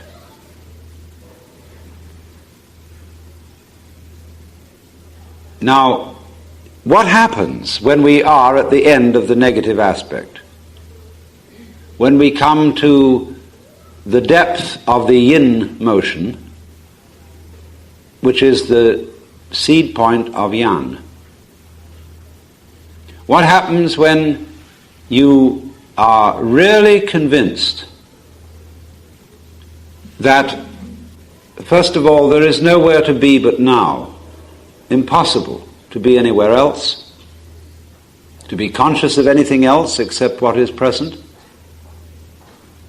and that there is no trickery which you can play on your mind, whether it be by an iron forced discipline, or by self-hypnosis, or by any kind of hocus pocus, to bring about a satori, a state of illumination, of cosmic consciousness, or whatever you want to call it.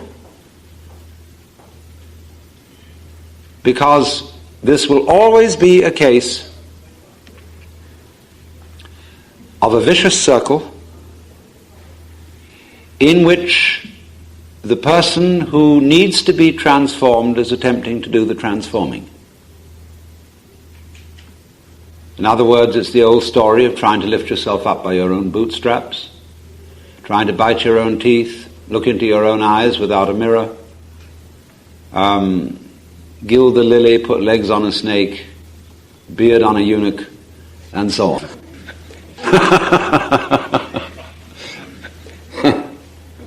Can't be done. So at that moment, when that is clear,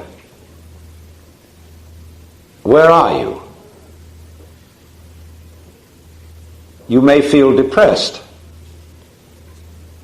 And what will you do about that?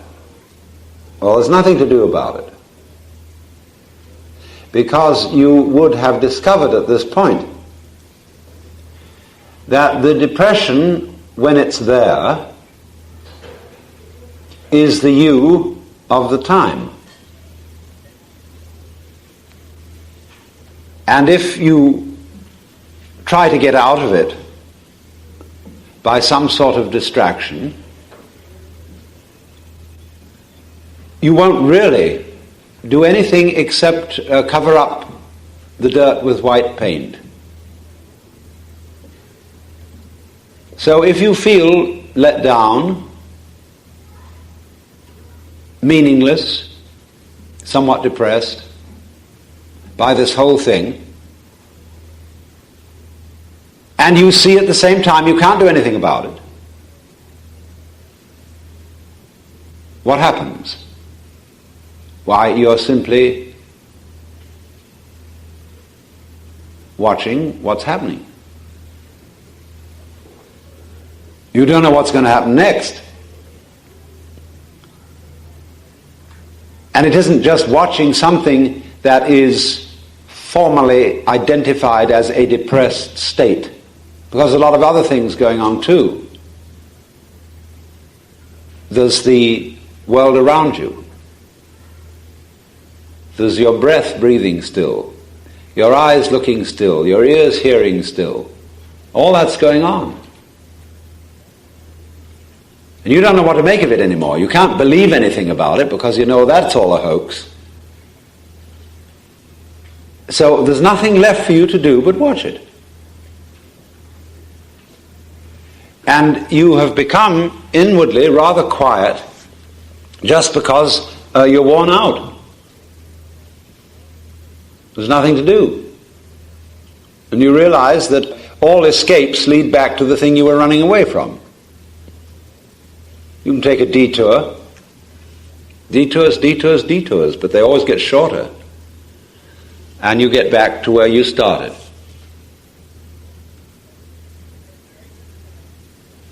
So, when this sort of defeat of all enterprises and ideals and aspirations occurs, you find yourself naturally, and not in an affected or forced way, in the contemplative state, where you're just watching what goes on. And even if you're automatically thinking about it, because you realize that those thoughts are futile so far as changing anything is concerned, you might as well try to sweep dust on the stairs with bamboo shadows.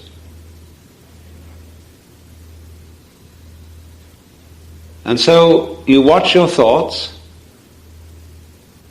as if they were the ticking of a clock, or birds chattering outside the window, or water falling, or a leaky faucet.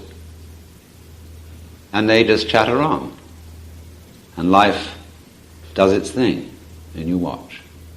The thoughts, because they're just chatter, begin to go away.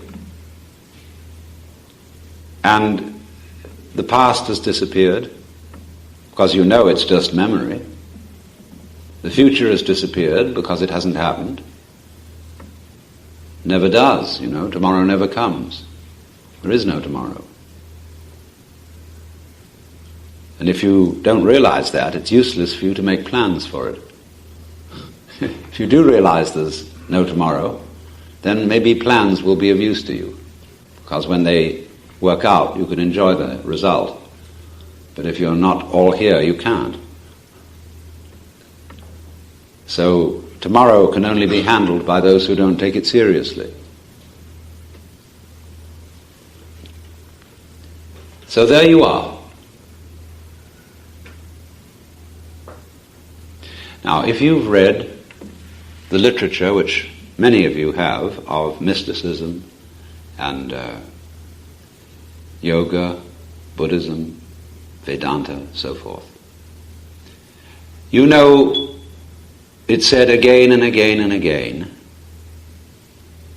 that this kind of vision, this way of seeing, is always dependent upon transcending your ego in one way or another, giving up. Well, here you are. You've given up. Only you are not able to pride yourself on having achieved a great achievement. And this is the snare for all people who go into these spiritual disciplines. They make a project of getting rid of their ego. And they're terribly proud of it. They come home and brag about how much they suffered, how long they sat, and how their legs hurt so much. And they're absolute bores.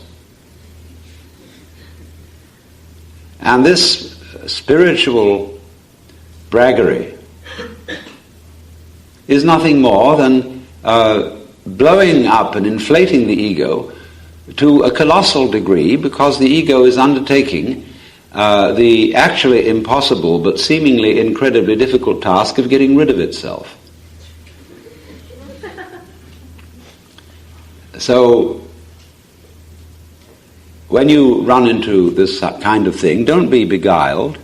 All those disciplines to get rid of your ego have as their underlying design to persuade you that it can't be done. not in a merely theoretical kind of persuasion, but so that you actually realize that you can no more get rid of your ego than you can put out fire with fire. It is precisely, you see, the ambition of the ego to be egoless. When you find a person who is what you might call frankly egotistic, makes no bones about it, he will be less egotistic, actually, than people who are very self-effacing. That's a curious thing. People, for example, who speak very frankly and tell the truth and come right out and say whether they like you or whether they don't, whether they want you around or whether they don't. And you say, well, can I stay overnight? And they say, sorry, but I'm tired and I don't want anybody around. You think, well, is that selfish?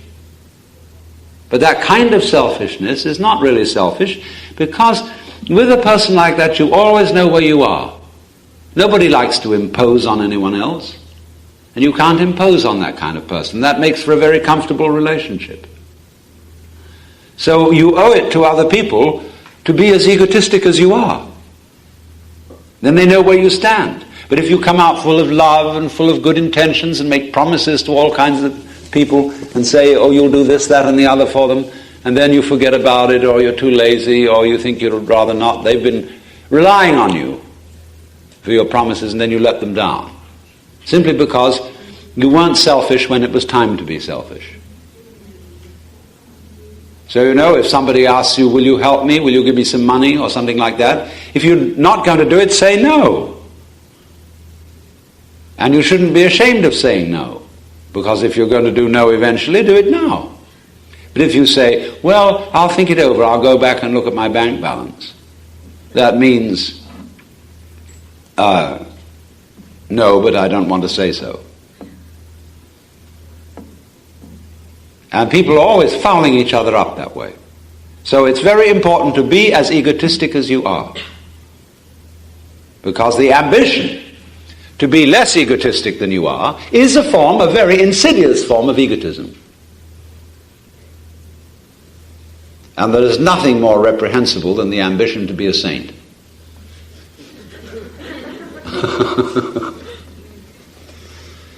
So you found that out, you see, not by going through some project, some fierce discipline to get rid of your ego, unless, of course, you were the kind of nut who had to go through that and couldn't find it any other way. That's why I have nothing against gurus who put people through all sorts of complicated obstacle races, because those people asked for it. They wouldn't have respected the guru unless he had made things difficult. It's on the principle of anyone who goes to a psychiatrist should have his head examined. There it is. Because, let me repeat the point, you are responsible. And when you go to a guru, you did it. And you gave him authority to take charge of your spiritual development. And he's going to show you that the authority was always yours. But he can't do that by just talking.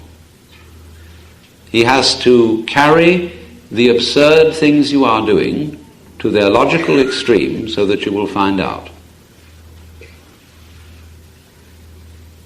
You are making yourself miserable. He will increase your tendency to do so until you find out that it's you who are doing it. Well, I say you find out it's you who are doing it. Who is you? We never have to define this because it's become like a point in modern geometry or mathematics. In the old Euclidean system, we said a point is that which has position but no magnitude. A kind of absurd definition. But in mathematics today, we don't define a point at all. We say it's a limit of size. And it's much more useful that way. So when I use the word you, you know what I mean. But I'm not going to define it. Because then we get thinking about, is the you immortal or immortal, or mortal or immortal? Is it eternal or non-eternal? Is it separate or is it one with, etc., etc., etc.? And all these are silly questions. The word I, as William James said, is a pronoun of position, like this or here, or like the it in It Is Raining. So when I say, I know, I do, I'm not thinking that there is some agent I who is the doer of deeds. I do, I say means the saying is coming from here, as distinct from over there. And there is no disjunction between the I and the saying. I am what I say, because the saying is the act. This is I while I say it. So, with the rest of the body, I'm heading, I'm hearting, I'm stomaching, boning, and that's the I while it's happening. This particular boning and stomaching and hearting and braining, you see, it's all process, all wiggles. But so then, when you find, naturally,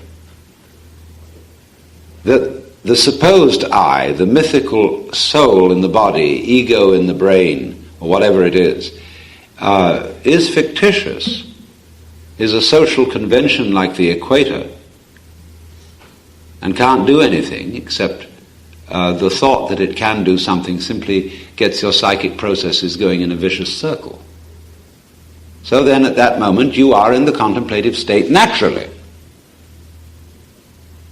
You are neither trying to do something about it, you are certainly not trying to do nothing about it, because you find the only thing you can do, now this is interesting, the only thing you can do is let it happen, whatever's going on, let it happen, and you're not even letting. How could you stop it? Because if you try to stop it, that trying to stop is all part of the happening. See? So what have you discovered? When there is absolutely nothing to do except it happens, whatever it does happen, you suddenly discover that you are what happens.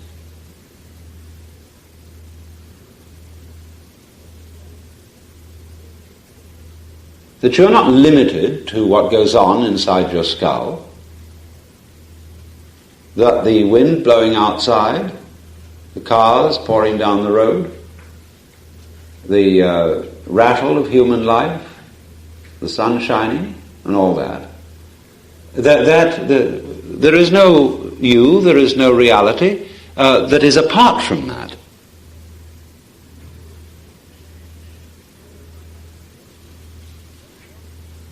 Then stay with that a while. Just don't try and get that recognition back as something you had remembered. You had suddenly this flash, this insight of Satori. And then you think, oh, let's hold on to that. I don't want to forget that. Let's make a note of it. See? Wait a moment, you're still trying to pull a trick here. See what happens next. Don't stay with that. Go on.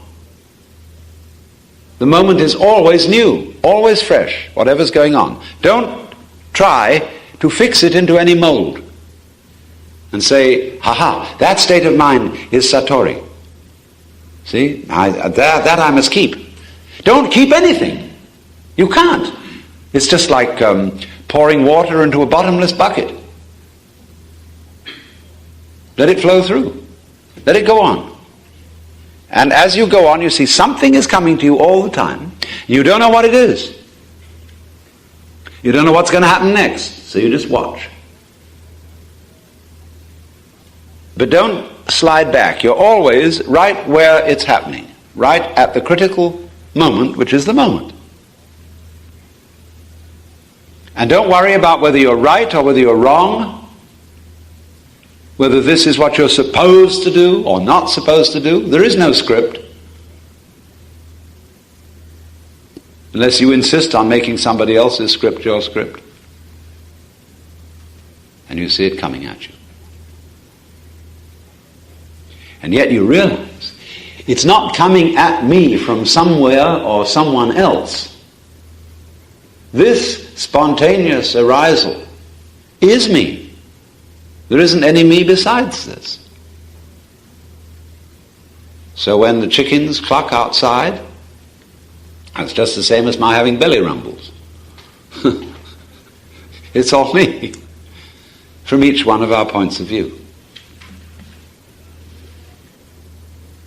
Now then, as you well know, those things in life which are most pleasurable almost invariably happen unexpectedly. They are not contrived.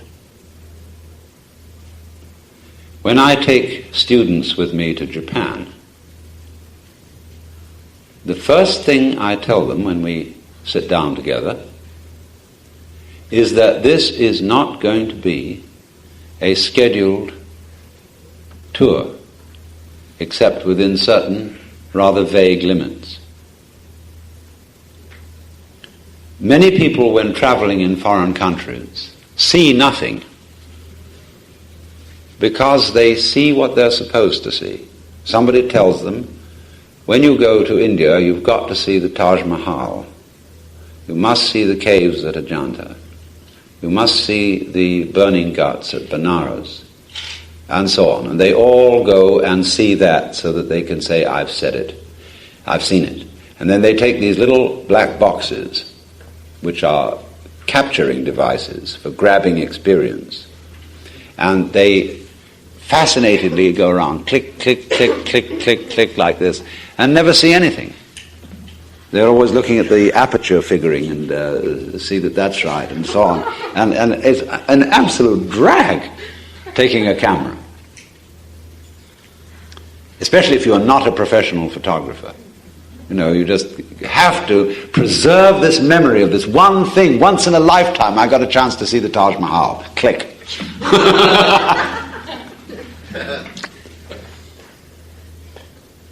Well, what I say to these people is, look, the Japanese have a phrase which is like our phrase, just follow your nose. They say follow your feet. Because, unlike the United States, Japan is a very easy place to wander in. I mean, here it's very difficult to wander. It takes narrow streets, funny courtyards, curly kind of places for effective wandering. Here, you're not allowed to wander. If you go wandering in any nice part of town, the police will stop you. Because, where are you going? Well, nowhere particular. Well, that's very suspicious not to be going anywhere particular. Where are you from? Have you got a paper that proves that you are there? Paper always being more reliable than people. And everything is straightened out, you know. It's the shortest distance between 2 points. Gazawi, as fast as possible, no wandering allowed. But in Japan, you still can wander. It's a miracle you can still, but you can. And you can take a side turning, not knowing where the faintest idea where you're going, and suddenly you discover the most amazing garden in a courtyard. Or a funny little restaurant where the most unusual food is being served. Or a bar where there's room only for 2 people to sit and they're serving broiled sea snails. Or a shop where rare pottery is being sold. And although the shopkeeper can't speak a word of English, you go in and the utmost courtesy is shown to you. Brought out tea to drink and very pleasant, friendly surroundings. You didn't get shown this. You followed your feet and discovered it. Now, all the best things on any journey I've ever taken were unscheduled. And most of the scheduled things were a disappointment because of a big build-up of expectation and then flop.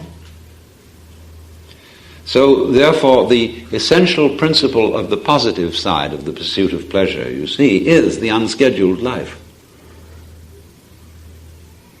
Now, of course, for the convenience of other people, some schedule is always necessary. But it's best to make it a kind of humdrum habit thing, and don't get uptight about it.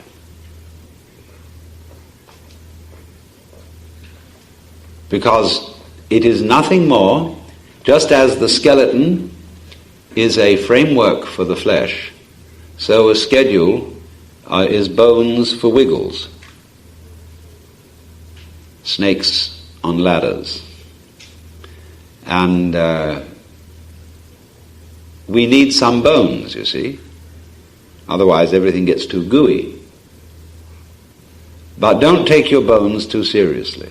Always allow for the unexpected.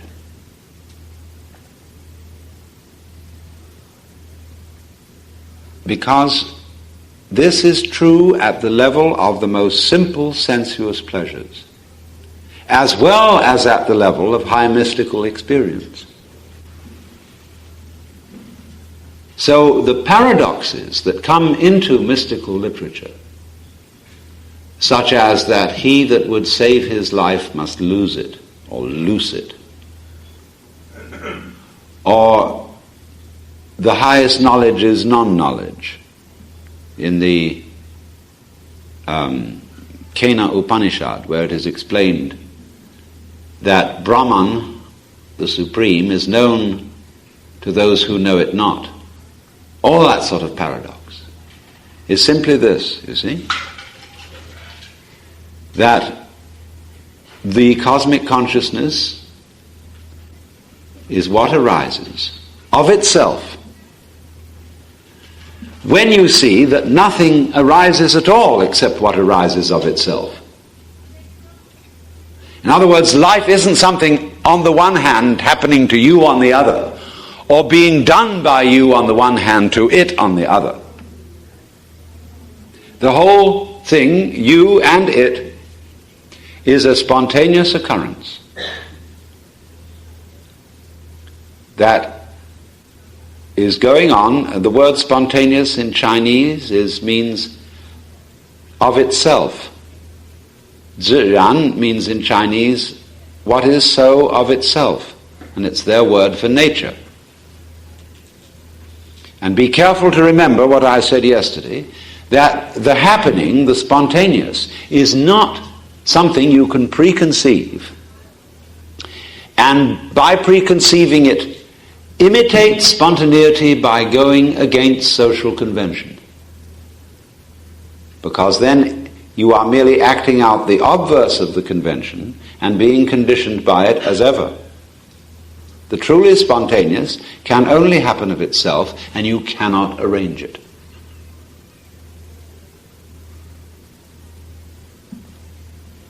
So then, you may say, well now, does that mean, as we say in kind of everyday talk, just take things as they come? Just live day to day, so on. And then I know if a person asks that they don't take things as they come. What they do have is they have a concept of what it would be like to take things as they come. And they would say, well, the ordinary person is anxious and full of plans and schemes, and therefore let's be the opposite of that. Take things as they come. See? And that's the same as fake spontaneity. Because this true taking things as they come doesn't mean that you imitate a placid attitude. or that you have some kind of expected behavior, like, say, one expects of a psychotherapist a certain kind of act which he puts on to accommodate you. If you say to a psychotherapist, I have just raped my daughter and murdered my wife, he says, mm-hmm.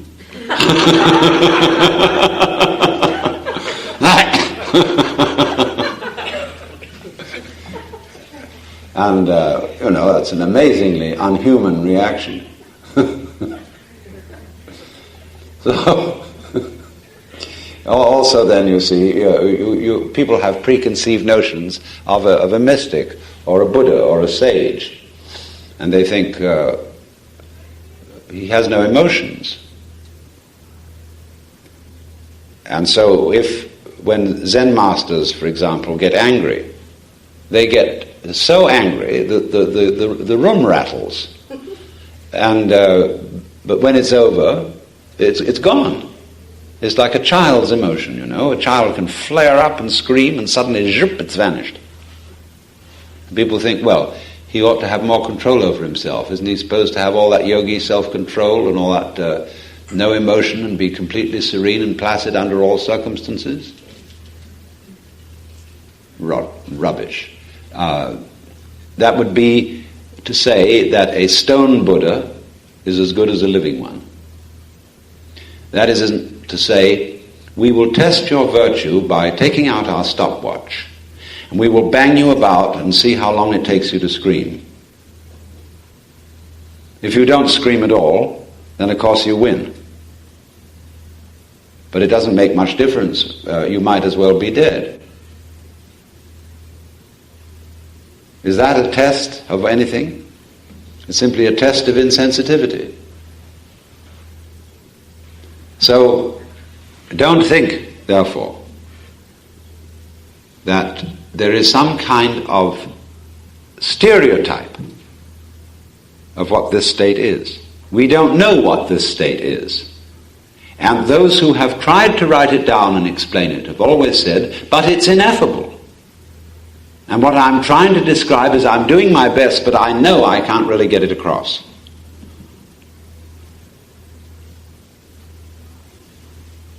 So you would say then, going back to the point that I'm making here, the person who said, well, it's just taking things as they come.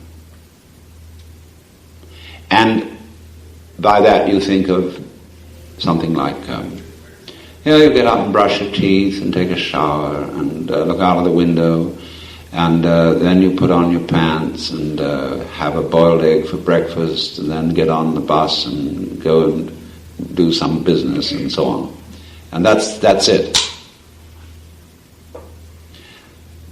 But that is not it. Because when you are in the state that I'm talking about, what, from the former point of view, would have appeared to be nothing more than ordinary everyday life, is suddenly seen to be a magical process. Absolutely weird.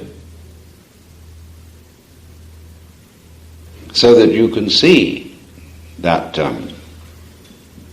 you might be just rubbing around in some ash. It becomes perfectly obvious that that's the whole point of the universe. Incredible.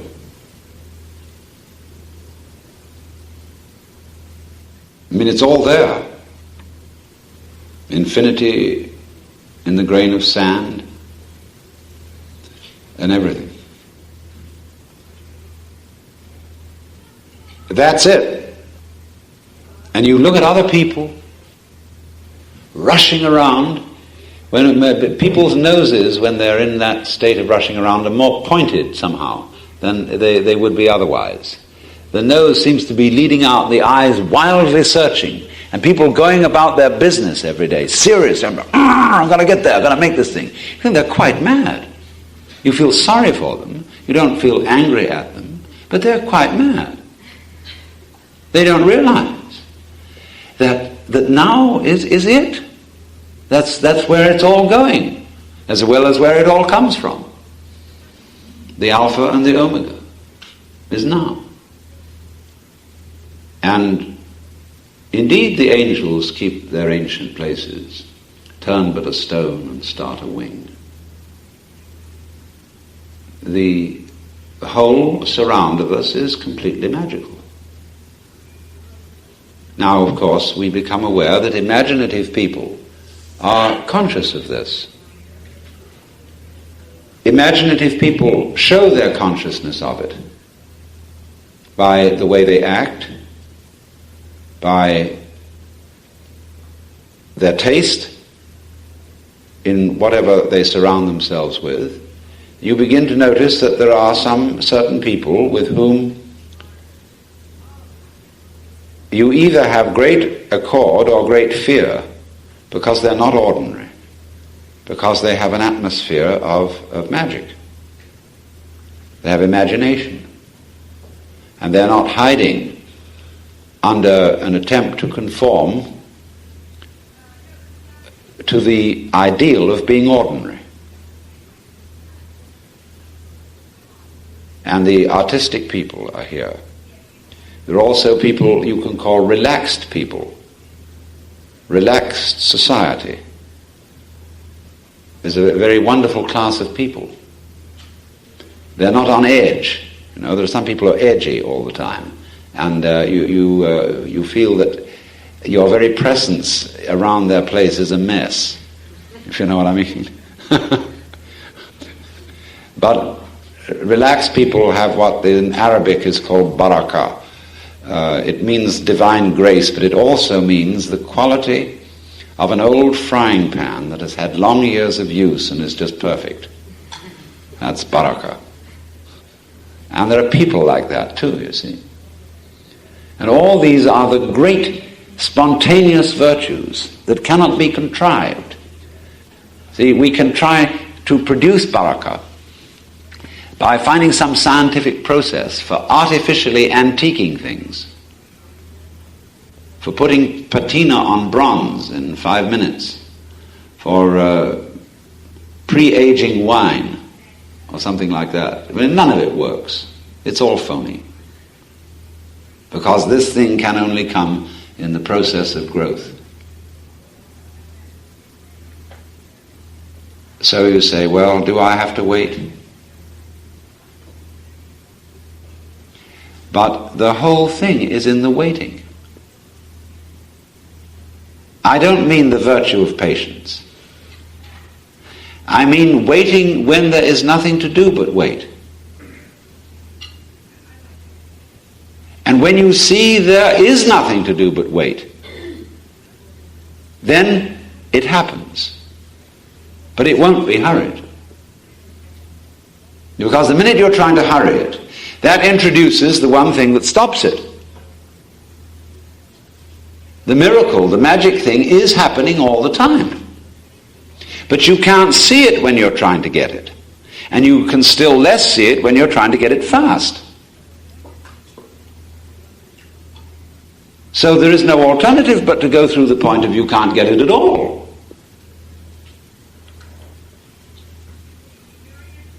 You are going to be you.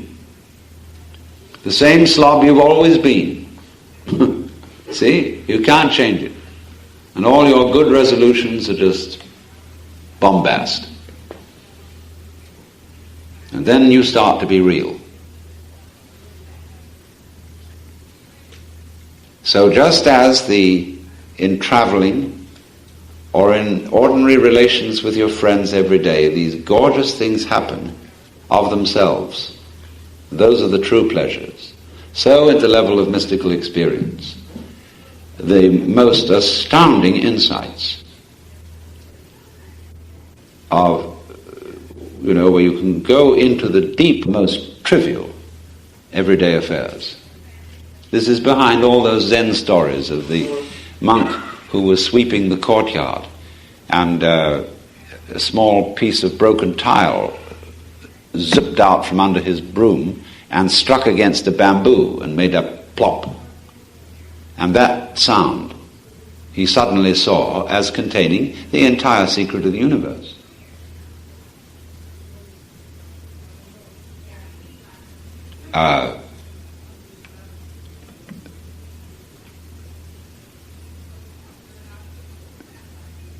One can do it from anything. As I say, it could be the ashes in the ashtray. It could be light in a dewdrop. It could be the sound of a bell. Any point becomes the takeoff point, because there's a principle in operation which the Japanese call jiji muge. Now the word ji means any experience which you could identify as a thing or an event. So, and the doubling of the word jiji means between thing-event and thing-event. Muge, mu means no, ge means barrier or obstruction. Or put it in another way, everything event implies all the others. And here, in this way, you begin to see that that is actually so. When you pick up a chain, you pick up one link and the rest comes. In this, you pick up one thing event and the universe comes up with it. Because you see, there are no separate things. It's all a single unified process, no longer divided into the voluntary and the involuntary, the I and the you, or the I and the it. Because it is the big happening, which is neither voluntary nor involuntary, which is neither free nor determined. All these are mere ideas about it and about. You've abandoned all that. You've abandoned philosophy totally. Because you see it's just a net designed for catching water.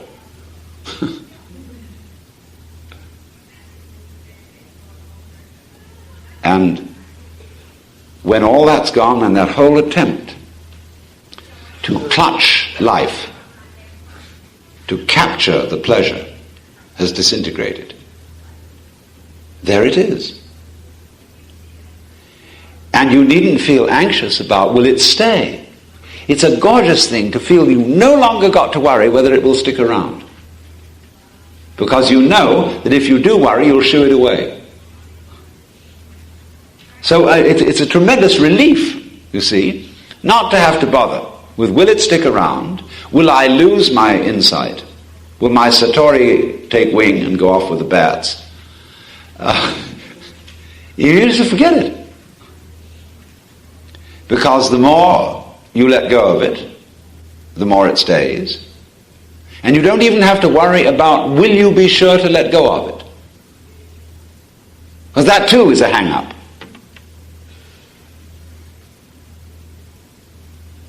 And you can begin, you see, from your very weakness. That's your strength. It's not your big ego and your big will that is the strong thing here. It's your slobbiness, it's your weakness, it's your foolish side that is your strong suit here. See? Yokadaishi puts it in this way. You cannot take hold of it. You cannot get rid of it. In not being able to get it, let me repeat this, in not being able to get it, you get it. When you are silent, it speaks. When you speak, it is silent. The great gate is wide open and nobody obstructing it. So we'll have an intermission. I suppose many of you are familiar with the work of Krishnamurti, and you will of course recognize that there is something in common between what he says and what I've been saying to you. But probably you will also notice that there's something different, because Krishnamurti is more of a purist than I am. And he takes apparently a rather negative attitude to things that are recognizably religious. That is to say, he sets no store by religious literature, by ceremonies, by meditation practices, religious ideas, and so forth, and does without them. He wouldn't dream of being involved in a ritual, at least not one that would be mistaken for a religious ritual. I, on the other hand, have a different attitude about those things, because I, first of all, am not going to argue with anybody about their religion. Because everybody's religion is the same sort of thing as their life. You may be living a very weird life, but I could say, speaking sort of from a Hindu point of view, that that's your trip this round. If the generation of Maya, of the world illusion, is the play of the Godhead, then he will play the villains as well as the heroes, the fools as well as the sages, and the sinners as well as the saints. And that's why I'm not out to convert anybody or win souls, because it's as if I would go and talk to a pig and say, "My dear pig, you should be a cow." Or to a giraffe and say, "Your neck is too long." Or to an elephant and say, "You are too heavy." I try to see what people are, not in the sense of trying to classify them or type them, but to see if it is possible to find what is called divine in every disguise,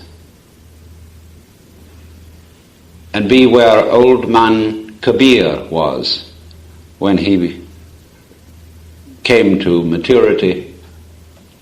He used to look around. He was a mystic who was part Hindu, part Buddhist, part Islamic, who lived in India in about the 15th century. And he used to look around and say, "To whom shall I preach?" Because he saw the beloved, the Godhead, on all sides in every being, and therefore felt it would be presumptuous to make any recommendations.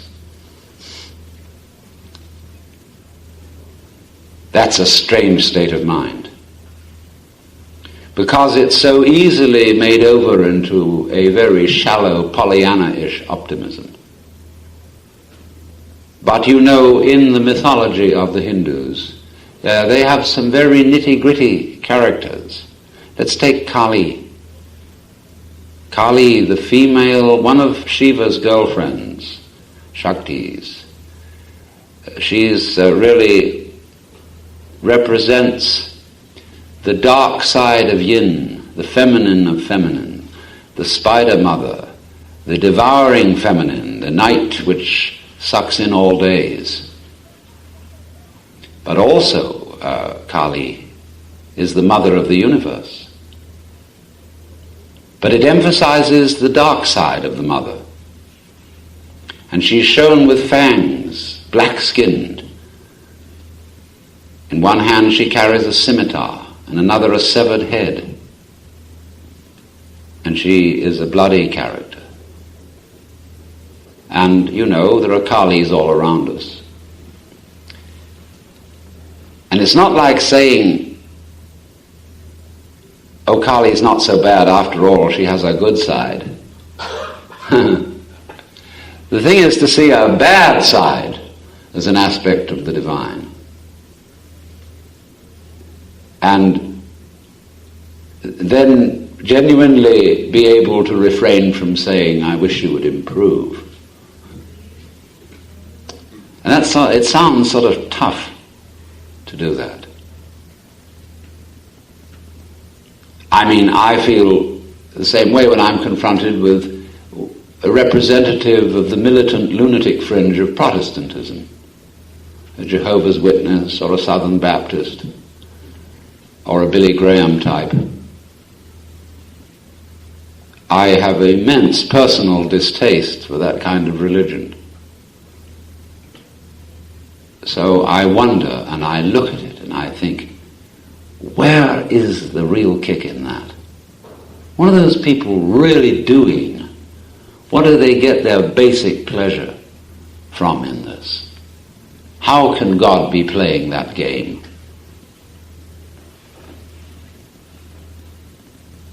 That's a very mysterious business. So I try to look at it that way, instead of blanketly saying, well, all your religious gimmicks are vanity, therefore cease and desist. Because although many religious gimmicks are vanity from my point of view, I yet think of Blake's saying, the fool who persists in his folly will become wise. And for this reason, even foolish religions are ways of realization.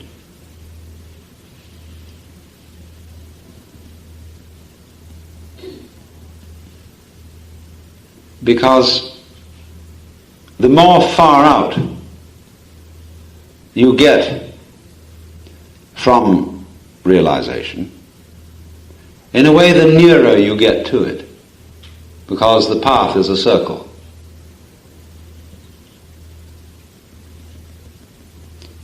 Then, on the other hand, I suggested this morning that there's a way of looking at religion which is quite different from what will it do for me, what can I get out of it, what magic can I perform. Here is yoga, here is meditation, here is zazen.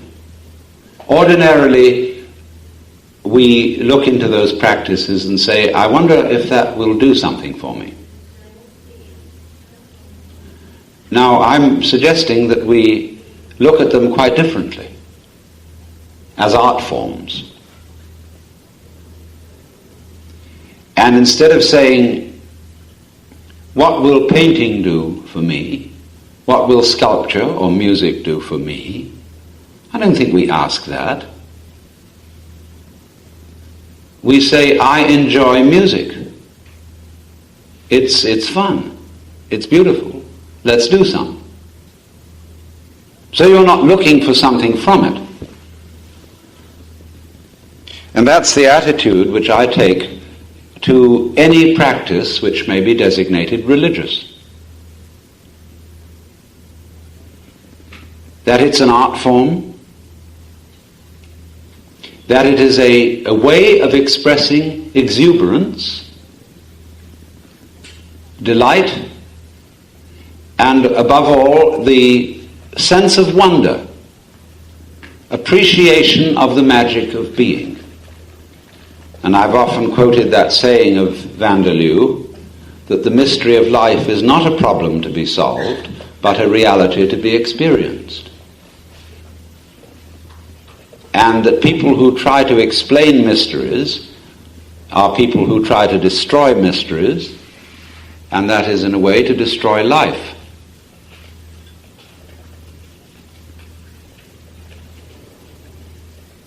It's often said by men that women are mysterious.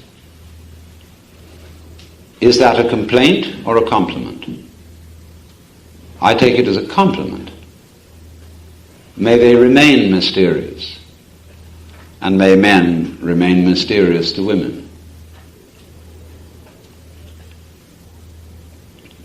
But you would see that it there seems to be, after all I've said and after all that Krishnamurti says, there would seem to be something inconsistent in practicing meditation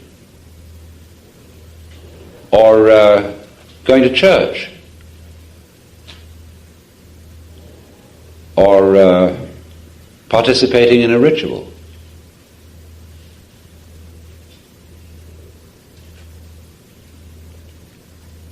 If we didn't do those things,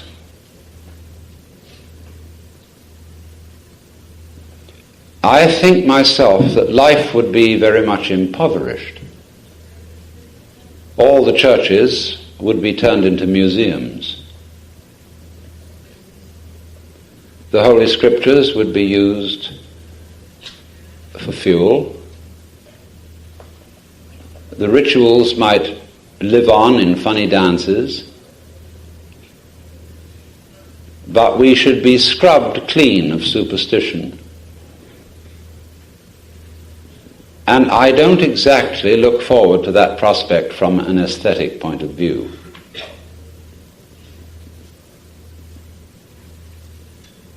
I like magical toys. I don't believe in them in the sense of thinking they will help me in the competitive games of life. But when I see a figure of the Buddha seated on his lotus throne with an aureole behind him, an incense burning in front of him,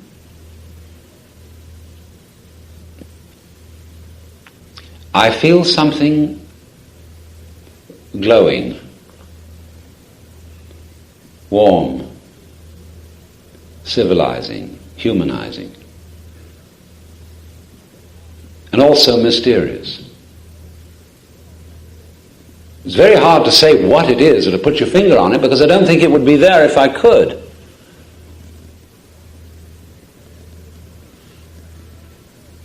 Especially the Mahayana form of Buddhism has spread a kind of warm glow all over northern Asia.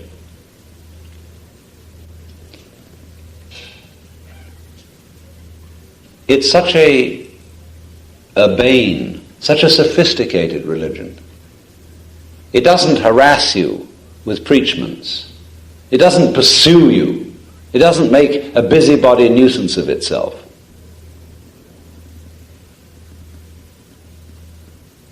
And yet it fosters the arts. It fosters compassion and concern, but not of the kind of concern for people that shoves what is good for them down their throats.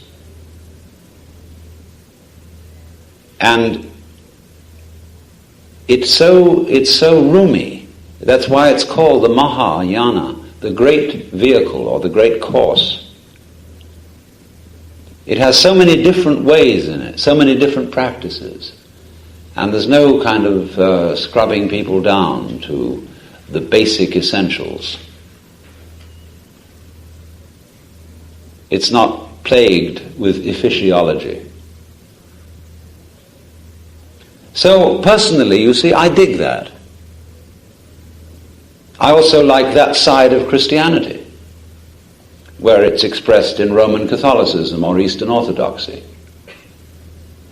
I don't like scrubbed Christianity, the Protestant kind, where they take away the candles and the vestments and the mystery and the incense and make it all rational.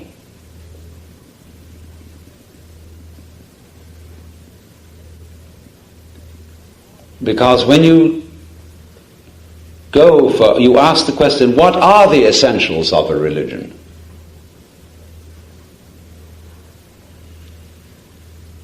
To my mind, when people reduce any religion to what they call the essentials, they get rid of all the important things and leave in only the misleading ones.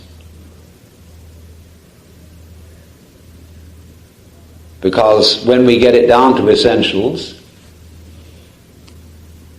we say we get back to this question, you see. All religions offer a way of salvation, or of liberation, or whatever it may be, of union with God. And the Protestant would say to the Roman Catholic, well, all your rituals and obscure ways are getting in the way of man reaching God directly. We want to get all that crowd out of the way and find a more efficient way of getting to God, so that we can reduce the course from 5 years to 10 weeks. Now I have to take off all those holy days too, which distract from business, because it gives our apprentices holidays, and we don't want to lose time. We're on the make. But you see, the moment you reduce the time it takes,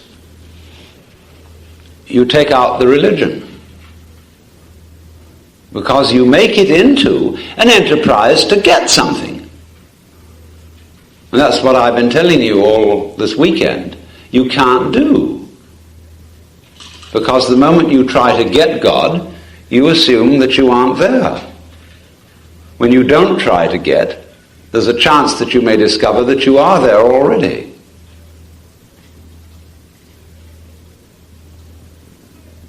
We were thinking over lunch how funny it would be if we got a real speeded up, easy course in meditation without tears. All the nonsense taken out of it, only the essentials, with a big headline, "They laughed when I sat down to meditate." So here all the merchants are telling you the quick way. But what is fascinating about the non-efficient religions is precisely their colorfulness. All the unessential things they do. All the exuberance of flowers and smells and ornaments and color. You notice in efficient religions, the first thing they take away is color. Why do people take away color? Or they say color shows the dirt. You have to wash it all the time. So you wear black because you live in a grimy city. You don't want to show the dirt. That's efficiency. But color is the first thing that goes.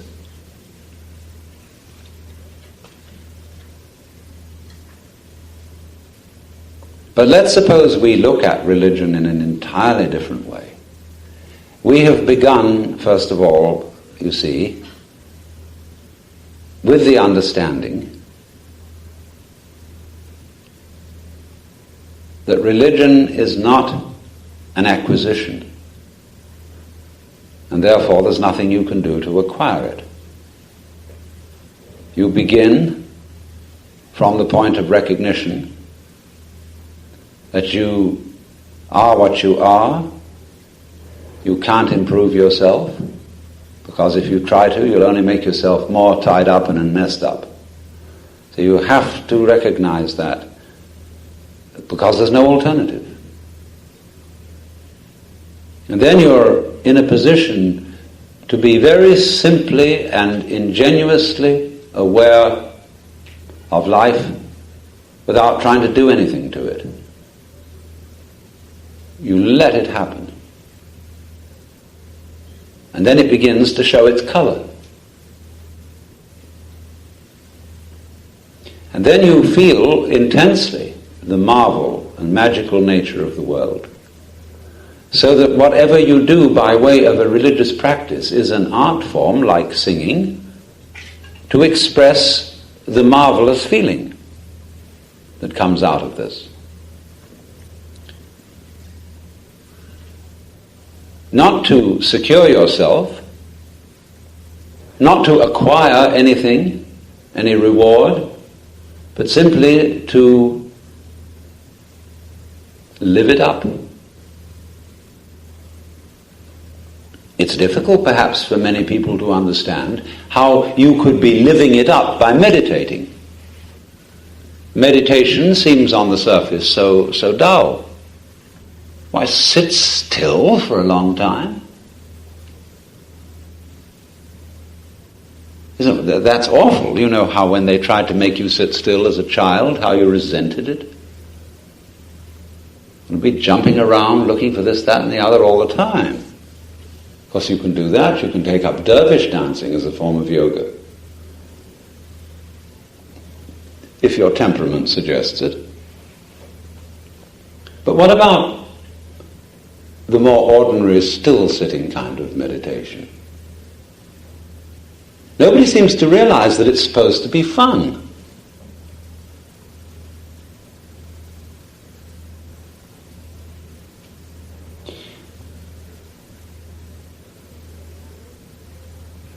You know, when you have been sick and you just have to lie in bed, there's nothing else to do, while everybody else in the world goes about their business, and you're left with almost nothing to do except listen. And you hear all the funny little noises that you don't normally notice, of not only people but also animals and birds and things going about their daily business. And it suddenly occurs to you that this is an unheeded symphony that's going on. You notice the sunlight leaving curious patterns on the painted walls, maybe of a hospital room, where there are patches of damp and cracks in the ceiling. And because you are in a condition of complete receptivity and passivity, all this starts to come to life. Because, of course, passivity is the root of life. Activity is the end of it, but passivity is the beginning. It's the womb from which creation starts.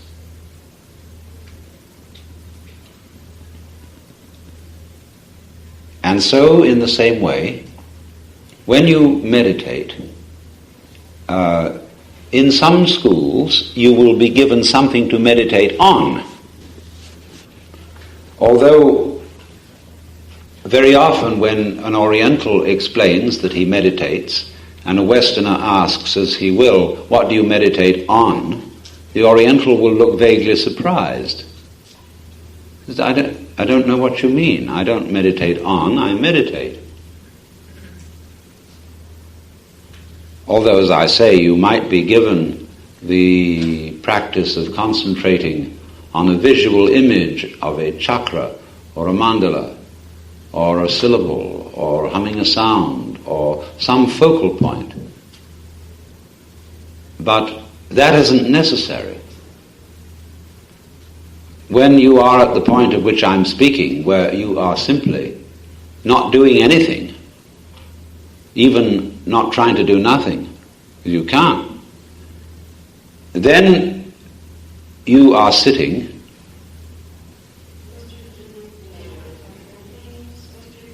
and you are as aware as can be of every tip of a hair.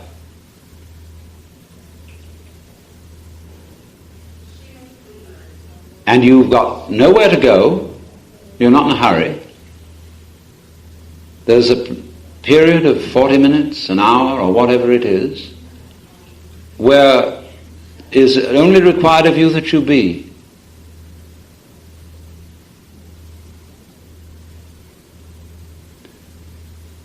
Now, normally at that moment one is impatient, somehow bothered by having to be restricted.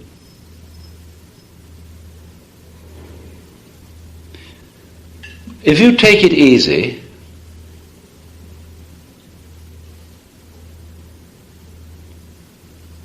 you will feel no restriction. I'm trying to think how I can explain this. If you lift up a heavy weight and hold it up on the tips of your fingers. It's a big rock. Normally we think of that as an effort to maintain it there. But there's a certain way of looking at this where you say, it isn't an effort, it's just going to stay there.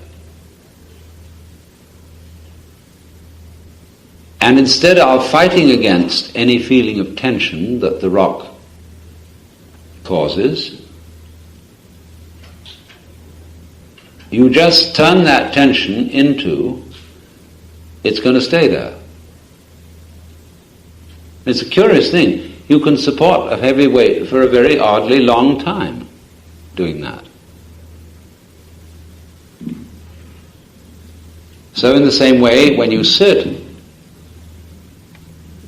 even if your legs hurt or you get uncomfortable, there's a certain attitude wherein that just disappears, and you've got this extraordinary, the only thing it does is it keeps you awake, which is fine.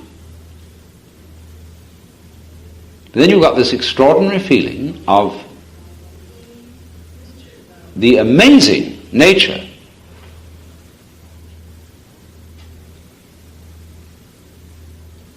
of looking at reality, at life, without doing anything to it, without any sense of hurry, without any wish to improve it. Just let it happen.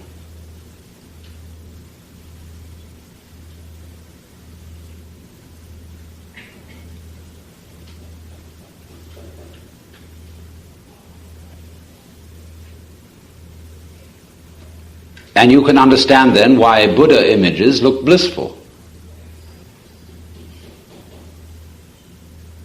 Because cats do this. Cats will sit for ages and watch. American Indians will do it. They'll sit for hours by a roadside. We think they're dumb. You know, sometimes I sits and thinks, but mostly I just sits. We think they have nothing better to do. Someone else was saying at lunch that if you're bothered on the phone and somebody asks you, could you come over this morning and do thus and so, it's perfectly legitimate to say, no, this is my morning for a hair appointment, this is my morning to go down shopping, etc., and I can't come. But if you say, this is my morning to be alone, people would think you were very strange, because you wouldn't be doing something for the world. But hermits, for example, and people who live solitary lives and meditate a great deal, are doing an enormous amount for the world. Just the very suspicion that people exist like that is marvelous for everybody.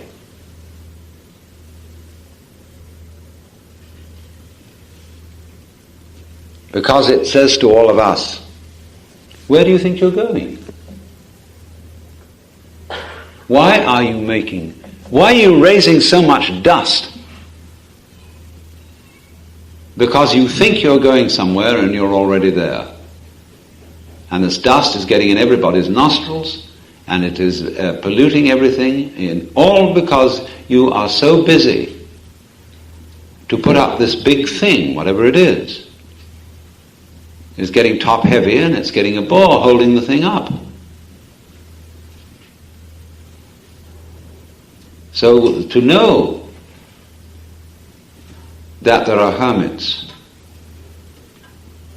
deep in the forest is like knowing that there are still streams and flowers which no one has ever seen. We are mostly of the mentality that if we heard of a hidden valley full of flowers which nobody has ever seen, we would say,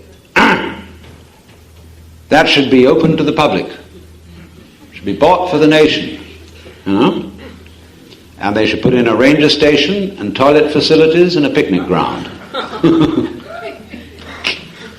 It'd be still worse if there were one person living in there and enjoying it all by himself.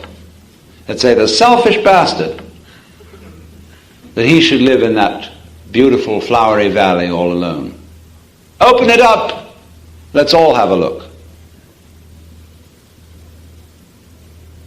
And then when everybody's had a look, the place is a desert. That's an alternative. Yeah, now I live opposite a forest. It's in a state park, and I can see right across to that forest. It's a very big and very dense forest, occupying the whole side of a valley. And I think sometimes it'd be fun to explore it. And then on the other hand, I decide I'm not going to. I'm not going to disturb it. The only one who lives there is an old she-goat who comes out every so often and dances on top of a big rock. Oh, of course there are birds, and probably deer, and skunks, rabbits. But nobody ever goes there. You never see anybody in that forest. And it's just wonderful to leave it alone.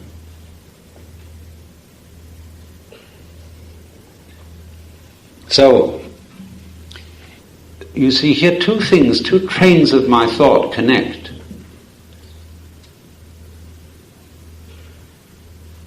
The first train was, you see, the folly of trying to do good. And the second train is that you are doing good by doing nothing.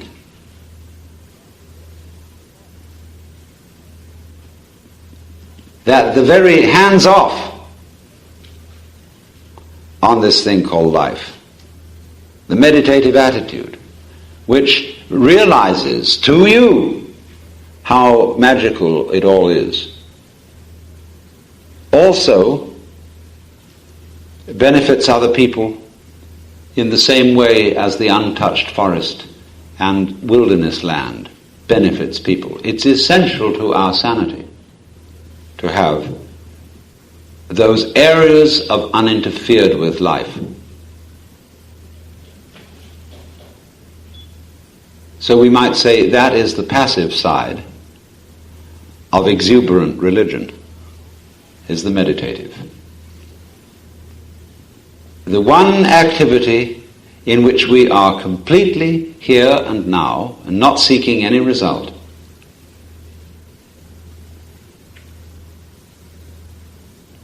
The other side of this exuberance is, of course, the musical, dancing, ritualistic side of religion.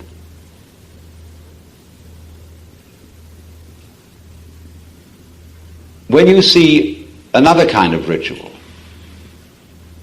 nobody is expecting to get anything out of this ritual because it's not considered as magic. It's the Japanese tea ceremony. It is apparently a purely secular ritual. It is a way of drinking tea together, sociably. Actually, it's a Zen Buddhist ritual. Because in Zen, you get to a place where there isn't any difference between religion and everyday life.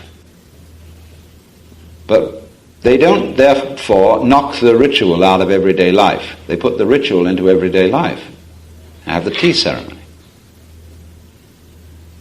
And there, the beauty of gesture and of the primitive style vessels that are used and the serenity of doing this ritual for no reason except the ritual is a very lovely experience.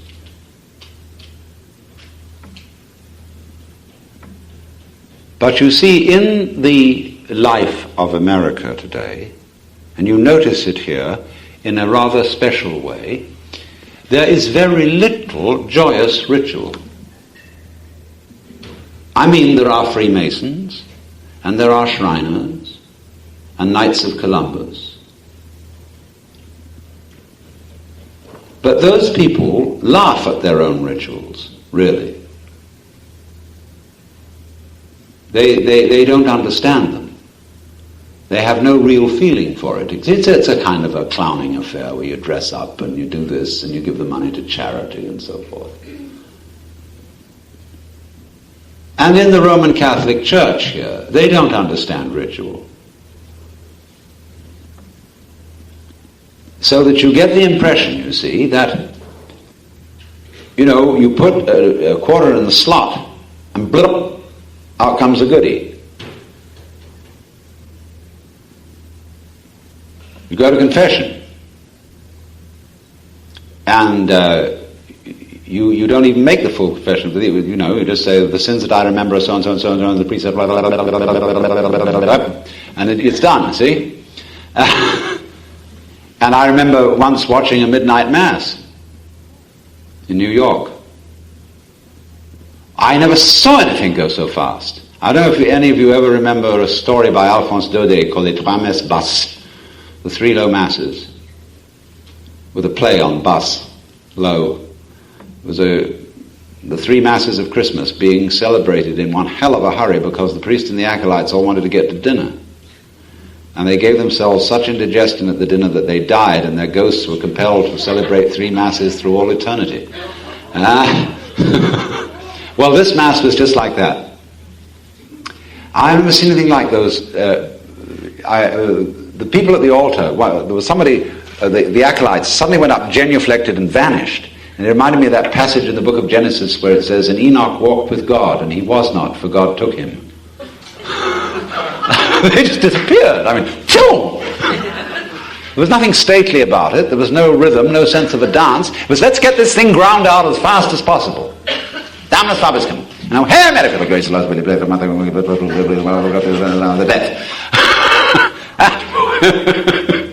No, I can understand that being done because somebody digs a kind of sound, you see. But this isn't done that way. It's done to get it over with.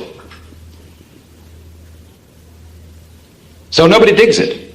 This ritual is just a magic to be done as fast as possible. No, it's like a prayer wheel with an electric motor on it.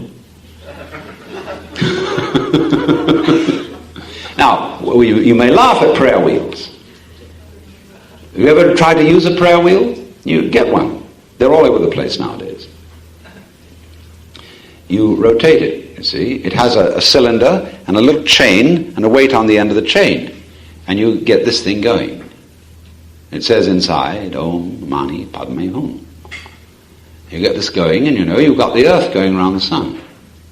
That's the same sort of process. You get this going like this.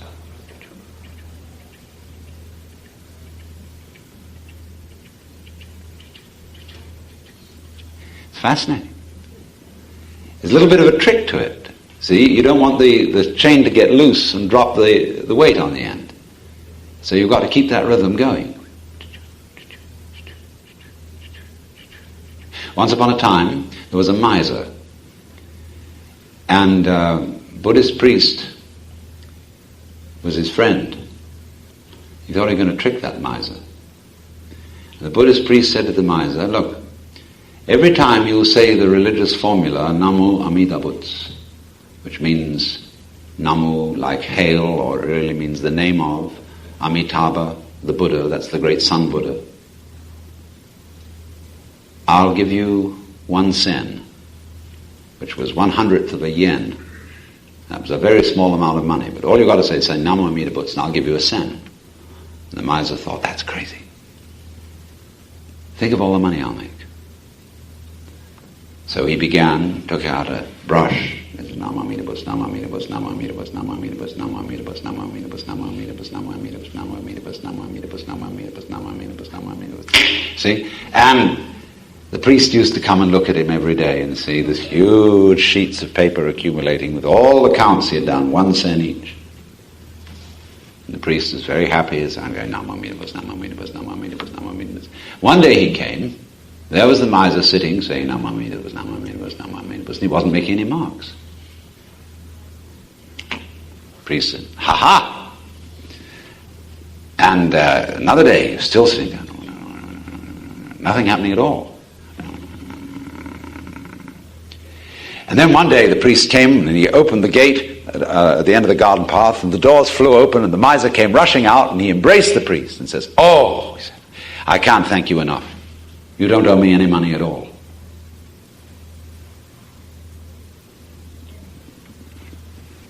Well, that explains the prayer wheel. But you see, if the prayer wheel's to do that thing, or rather you are to do that thing, you can't be in a hurry. You can't be trying to get anything. You must be fascinated with the possibility of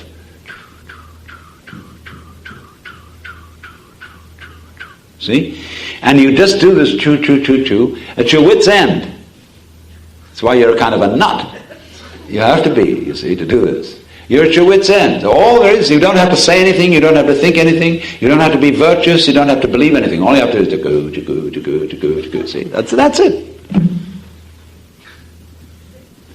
And so you can have a ball swinging that thing.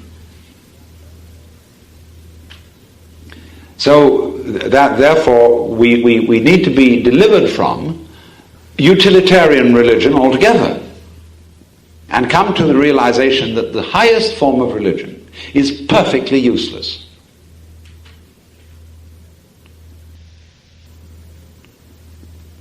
And this is the true nature of play, and of course it's the true nature of the universe. You see, what I'm doing is I'm playing a sort of little trick here because I'm showing you the importance of the unimportant. See, we got ourselves down to being absolutely incapable. That's what we did to begin with. And show you that that's where you really begin to live. So now again, we're going to get down the very highest that there is, the Godhead, and religion, and the saints and angels, and the Dhyani Buddhas in their mandalas, sitting at the heart of the universe, and we're going to show that they are all quite useless. They serve no purpose whatever. They are not good for anyone or for anything. Why? They don't need to be. They're not going anywhere because they're there. And the expression, the maya of the universe which they show is not done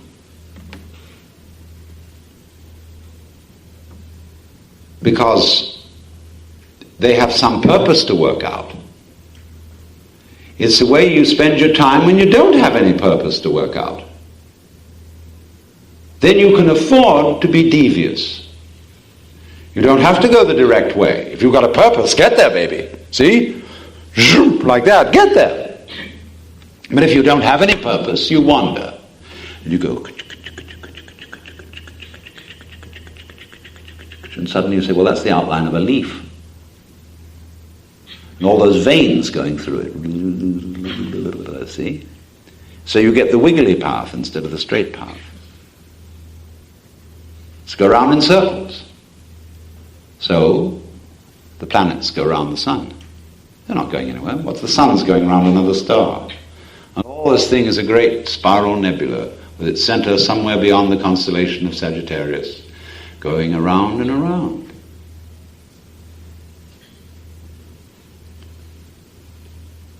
So in the religious dance, we all join hands and we go around. In meditation, you make your breath go round. It isn't just in and out like a pump. It's not like that. It's like goes like this. And there's no sort of hitch between the in and the out. It flows the whole way. See, in yoga. It's called, the Chinese call it the circulation of the light. It's going round. In Buddhism and in Hinduism, they talk about the world as samsara, the round. The sorry round. The sorry go round is distinct from the merry-go-round. Samsara, the wheel of becoming, the Bhava Chakra, the wheel of birth and death. And Sir Edwin Arnold, in his poem The Light of Asia, makes the Buddha say, you suffer from yourselves. None else compels. None other holds you that you live and die and whir upon the wheel and hug and kiss its spokes of agony, its tire of tears, its nave of nothingness. That's the rat race, thinking you're going to get somewhere. Spin that that wheel, baby. Round and round the wheel of fortune. What you gain on the roundabout, you lose on the swings. But on the other hand, there are certain people who have a different attitude to the wheel of fortune. Let's spin it for fun. Let's gamble. Not to make money, but just because it's fun to gamble. Now you see, there's a gamesman. He's liberated. He's not hung up on the game. So, in the same way, the mandala is a symbol of the transformed rat race. Now, what's the nature of the rat race? The Bhava Chakra symbol of the 6 divisions of life, with the successful people at the top, they're the angels. The unsuccessful people at the bottom, the naraka, or the purgatorial states of extreme suffering. And then in between are various graduated states, the humans, the frustrated spirits, the furious spirits, and the animals. See? At the top are the gods, at the bottom are the demons and the tormented spirits. So everybody is moving to get up. So in a way, wherever you are, you're at the bottom. You're tormented. Those gods are trying to stay up. But there's nowhere higher than heaven. And the only way is down.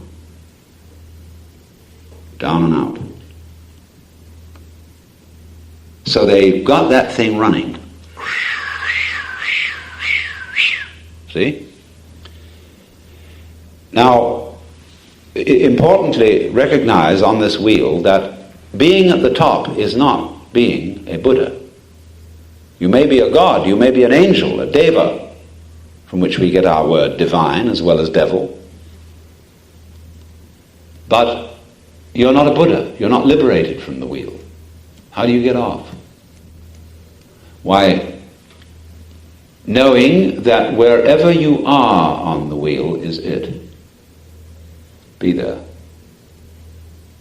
Let's say we're all at the bottom, because on a squirrel cage wheel, the running squirrel or rat always stays at the bottom. You see? All right, so you're as low as you can get. That's what I was pointing out this morning. Can't get any lower. You're in the Naraka, the bottom of hell. But there you are. Now what happens? You realize that every point on the wheel is there.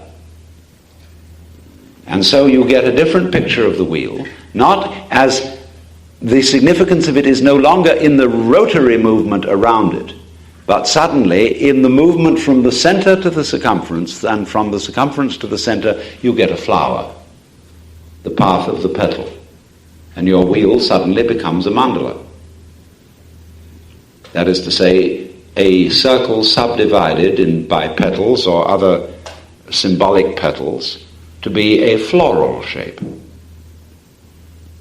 And there you see the great Tibetan paintings of mandalas. We go back to the 5 great Buddhas. Dainichi Nyorai, as the Japanese say, is in Sanskrit, he's Mahavairocana Buddha, who represents the basic energy of the universe. The great Sun Buddha, he's in the middle. And then he has around him Amitabha, Akshobhya, Ratnasambhava, and Amoghasiddhi. And they're all these beautiful, jeweled creatures in their places. And you see the balanced wheel, the joyous wheel. So, this is the transformation of the rat race. And this also is a kind of ritualization of everyday life. And this, you see, just as the rat race is transformed into the mandala, so for the person who is a master of pleasure, the little things of everyday life are likewise ritualized. Not because somebody's compulsive. You know, all the dishes must be without spot. Give me my magnifying glass. Not that. But that doing any simple action with delight looks ritualistic. If you watch a very skilled craftsman at work, or a surgeon, or a good dentist, or a shoemaker, or a potter, who thoroughly loves the work, you notice their caressing hands, the delight, the dance they do to do this thing. The doing of it is more important than the dunning of it. You see, they look ritualistic in their action. It's a ceremony, and you think he's worshipping some kind of a god. That's because he's turned the rat race into the mandala.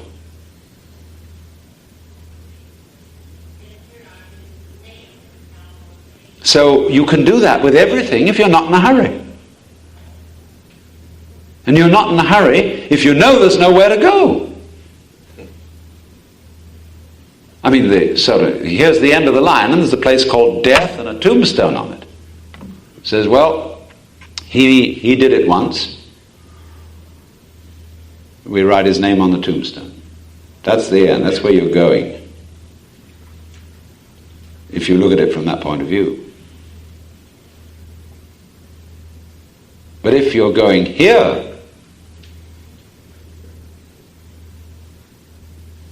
and you've already arrived, what is proper behavior for a Buddha? Supposing you are as rich can be, and you are. The whole universe is yours. Supposing you've got all the time you need, and you do have. Now's enough. What to do, you see? Well, of course, live it up. Take delight in all the ordinary things that are to be done. Instead of trying to get them out of the way so that you can do something else, which is supposed to be better or more rewarding, you'll see the reward is everywhere because there's no hurry. In this way now, the world is transformed. In this way, you might have a utopia. Because, as Gary Snyder, my friend, has put it, there is no possibility of your doing anything effective to save this world from a terrifying ecological disaster unless you know it doesn't need to be done.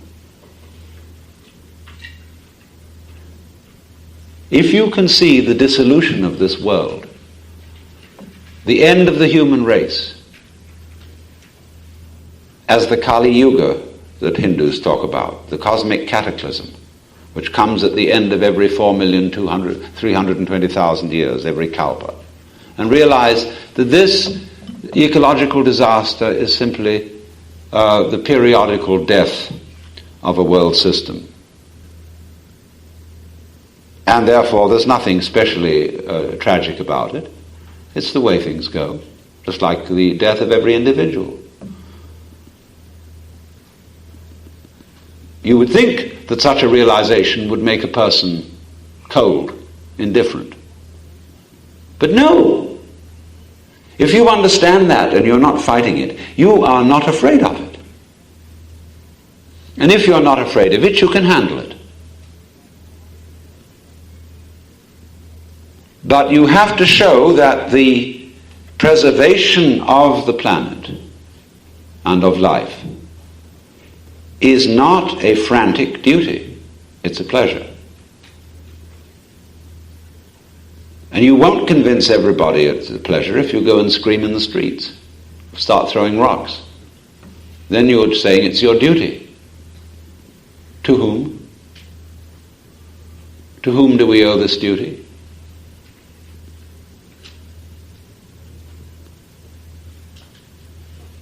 Do you owe it to yourself? Well, that depends what you want to do.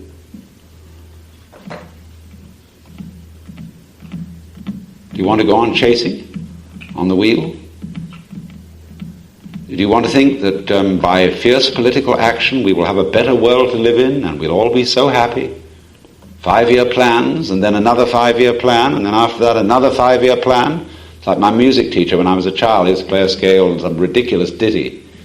And she said, now, once more. I played again. She said, now, just once more, or just once more, blah, blah, blah, blah, horrors.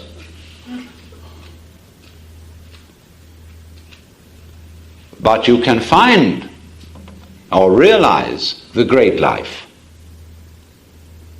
if you're not looking for it.